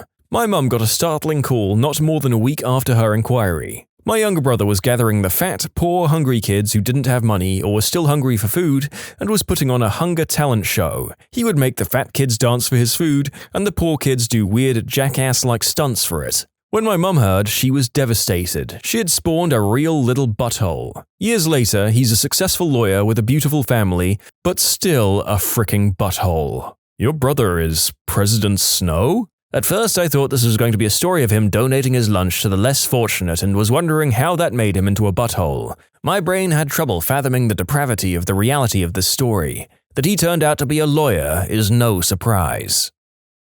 When he was 3 years old, I was napping on the couch when he came up, opened a bottle of water I had next to me, poured it on my crotch, and asked me why I'd peed myself. I mean, that's definitely not teenage hormones. Given that I anticipate a lot of tragic stories of broken families, toxic relationships, and general depressing content in this thread, I thought I should include this monster who soaked their parents' crotch. I'm sure there's like a 50-50 shot that they aren't the devil reincarnated. When my mum called me asking if I could track down my sister's baby because she had abandoned it. My sister has 5 kids, 2 were with their father, but she had the other 3 with other people. My mum got a call from the twins' babysitter saying she hadn't heard from my sister in a few days, and was wondering when my sister would be coming to pick her kids up. My mum called around and no one could find my sister or the baby. So she went to pick up the twins and their babysitter suggested that the baby might be with a woman whose name she could only partially remember, but who she'd heard was babysitting the baby from time to time. So my mum frantically called me asking if I could use the magic of the internet to track this lady down. I used online yellow pages, Facebook connections, and just cold calling a lot of the people asking, "Do you have a baby?" I finally got a hold of the right person who said, "I was just about to call the cops. I thought I was going to be babysitting for a few hours and it's been 2 days. My mum went and picked him up, and my sister hadn't even dropped off any clothes with him. In conclusion, my sister basically just said, "This is too much pressure for me," arranged for babysitters for the 3 kids, and left town. My mother was convinced at that moment that she had raised a sociopath. My mum forced her to have her tubes tied, and then won the custody of the baby, and the babysitter of the twins became their foster parents and will probably ultimately adopt them. My sister got remarried and joined the army. We're all just waiting for her to either get kicked out, start cheating on the new guy, or whatever. My grandson is in kindergarten. Last week he threw his lunchbox at his teacher because he wanted to see what would happen. Journal entry for March 1st, 2013. Week-long detention hypothesis confirmed. As I discussed last week, I hypothesized that throwing a lunchbox at my teacher's skull would result in at least a week detention. Not only was that confirmed, but I was also grounded at home. I suspect the adults have some sort of reason to prevent injury, an odd custom. I propose that other weapons beside a lunchbox would elicit a similar response. Regardless, this was a small sample size. I plan on recruiting other children in other classes to test this hypothesis. Of course, we will need to double-blind these experiments as well. Next week, I will try a knife. I did similar stuff as a young child. I'd throw crap at people or hit people to get a reaction, but that all changed when I threw a snowball at a bigger kid who proceeded to shove my face in a snow mound. I was 5. He was also 5, but bigger. When my cousin slapped our grandmother, for no reason. For those wondering, this cousin is male. Also, I wasn't there to witness it, but family members referenced it. His apparent reason was, "She was bugging me." That's not much of a reason to me, so I just say he's being a butthole. He's my fiancé's kid, but he lives with us, and I deal with him 80% of the time. I knew shortly after I met him 2 years ago what a butthole he is. He's constantly lying about stupid crap. He is entirely self-absorbed, he screams and rages over the dumbest stuff, and threatens to take his own life if you try to make him do the dishes. He got expelled from school for threatening to shiv a kid with a broken pair of scissors because that kid asked him a question. He then proceeded to tell us that the principal was a lying B-word and that she and all the other children at school were trying to frame him. As far as he's concerned, the entire world is out to get him, and everyone else is fricked up, and if you call him on his crappy behavior, he threatens to take his own life. Take yours, or call the cops to frame you for inappropriate behavior with a minor. He's a butthole to the extreme, and no one really wants anything to do with him because of it. We've had therapists that have literally refused to see him again after only 1 or 2 sessions. He's 12. My son, who was 25 at the time, blamed me for his unemployment because I spent too much money on him when he was a child. My older sister cheats on her husband constantly, is rude as frick at almost all times, and has been this way for her entire life. My mother still refuses to acknowledge that she's a legitimate butthole and always has been. Does her husband know? If not, are you considering telling him? I should have clarified, the husband knows. He knows everything. It's a strange situation. My sister is a user. She spent months, years back on MySpace, looking for a husband. Basically, she used her time to look for someone to take care of her. She's always been very manipulative and sort of the black sheep of our family. Anyway, she wrangled herself an Air Force guy. My sister is an attractive lady, but her husband is most definitely not a good-looking guy, and I'm positive that she's used this as an angle of sorts to keep this ruse going. She doesn't do crap, but spends his money and cheats on him. And because he's too much of an insecure pansy, he won't take charge and leave her. Worst part of all is now there's a gosh darn child involved. Fricking A.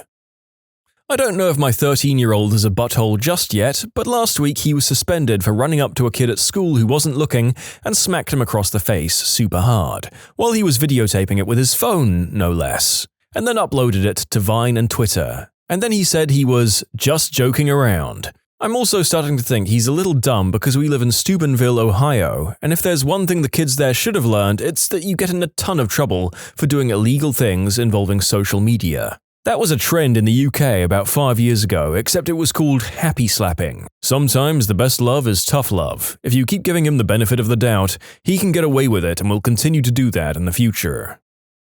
My little brother is a butthole and my parents know it, and to keep him from having a fit, spoil him all the time. Fit as in foot stomping, blood-curdling screams, cursing, etc.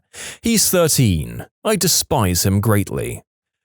The narrator is hoping for the sake of these families that just for the general spoiled behavior, 13 is still a little too young to judge whether the kid is a lost cause yet. I say this specifically because there seem to be a lot of 13-year-olds in these stories. Case in point, I have a 13-year-old grandson that we moved 750 miles to help raise because our daughter passed away. At first we thought he was just having a hard time coping, as we all were, but lately the non-appreciative attitude and the you owe me attitude has been very loud and disrespectful. No matter what he gets or doesn't get, it's never enough. His demands are not those of a normal child. We raised 4 and assisted some with all the grandkids. He speaks to us like he's grown and never gets quiet or even attempts to show respect and listen to what we have to say. 13 and wondering every day.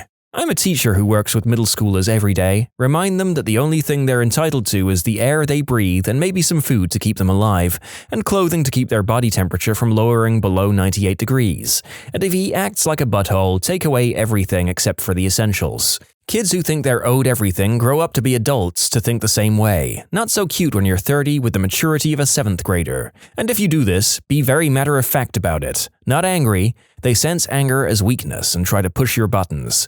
Be calm as though you're talking about the weather, and no matter what, follow through. The one time you don't will be your downfall. My stepson has autism, which makes it tricky because sometimes autism can look like behaving like a butthole in certain circumstances where social skills are a challenge for them. But the truth is that people with autism have good personalities or bad personalities, just like anyone, and my stepson is a butthole. He's a selfish bully who looks for victims. He takes his anger out only on people who cannot or will not fight back. He has fantasies about violence with children smaller than him. He's come after me with a butcher knife. On and on. He's a lot like his biological dad, who lost custody of his kids because he slugged his little girl and threatened to take his wife's life. He's an administrator at a Christian college, by the way. My stepson is out of the house and in a home group now. I really loved him. I tried so hard to help him. We got so much professional help, and yet he is who he is. Good parenting can do a lot, bad parenting can too, but in the end you just are who you are. Any changes that can be made need to come from you. Nobody can do it for you. You can submit your own stories to be featured here on the channel. The story submission link is in the description below. And if you want to listen to some vibey music in the background, check out easymode, also linked below, and subscribe. My son is only 10 and is in no way a butthole, but my father had 7 kids. I remember him saying, "You have until the age of 12 to teach your kids. After that, they become buttholes for the next 10 years. This thread is making me love birth control even more than I already did. My wife and I are still hoping it's the hormones and not his lifelong personality. When I was in high school, I was showing my mum a few signatures in my yearbook. There was one signature that I had gotten as a joke. The guy was not popular or attractive, followed me around like a puppy, had gross habits. I was telling my mum about the guy and was laughing about getting him to sign my yearbook. My dad overheard all of this and said, "You're a fricking jerk butthole, girl. You're the butthole girl who everyone secretly hates. Frick you for treating that guy like that. That's really something to be proud of, you jerk." I felt guilty about my actions toward the guy ever since. As an adult, I go out of my way to not do the popular thing and to not follow others, to not treat people differently. I was trying to be popular that time in high school by treating someone like scum, and my dad changed my entire outlook on life by pointing it out and by yelling at me that evening. I don't have kids, so I thought I'd point out the moment when I was the jerk. I was actually in the reverse of this situation, realizing that my parent was a legitimate butt.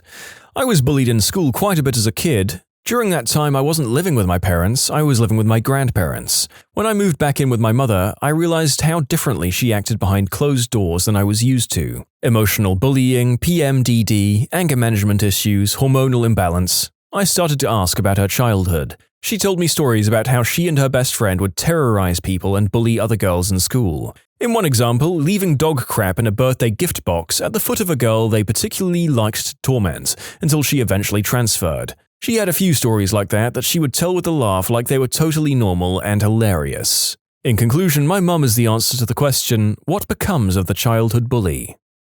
My friend is one of these legitimate buttholes. His parents are very nice people. I get on great with them. The problem lies that they were very fortunate in life with money and never put their foot down with my friend. He always got his own way. If he wanted something, he got it.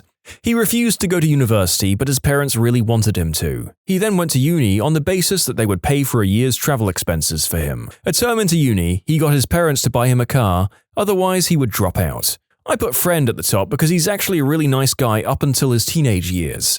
It was around this time that his dad's business rocketed. My other friend and I are only friends with him because sometimes he can still be nice. We give him crap about being horrible to his parents though, and he doesn't take it on board. Maybe the combination of his puberty hormones and parents' wealth happening at the same time wasn't a good thing for him. We all have that friend who transforms into a flowering prick overnight. What's worse is that they go on to live successful lives, until they crash and burn at 33 because they have no real friends.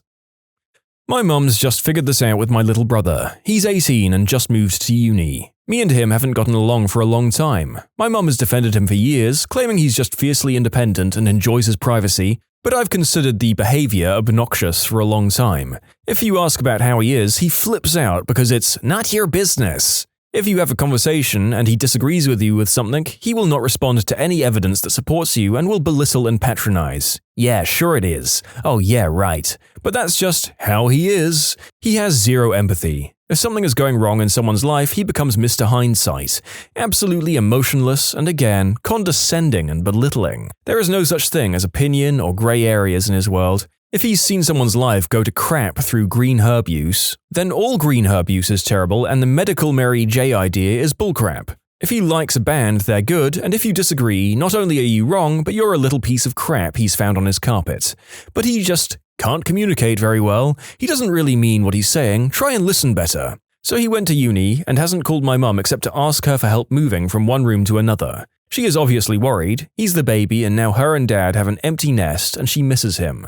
So she texts and emails at most once a day, just asking, "How are you?" rather than calls. She doesn't want to disturb him. She doesn't get replies usually, but then she's got this horrible email back. "Stop trying to invade my life. You're not involved anymore. It's none of your business. Just leave me alone." I think she's realized that it may just be how he is. But how he is a butthole.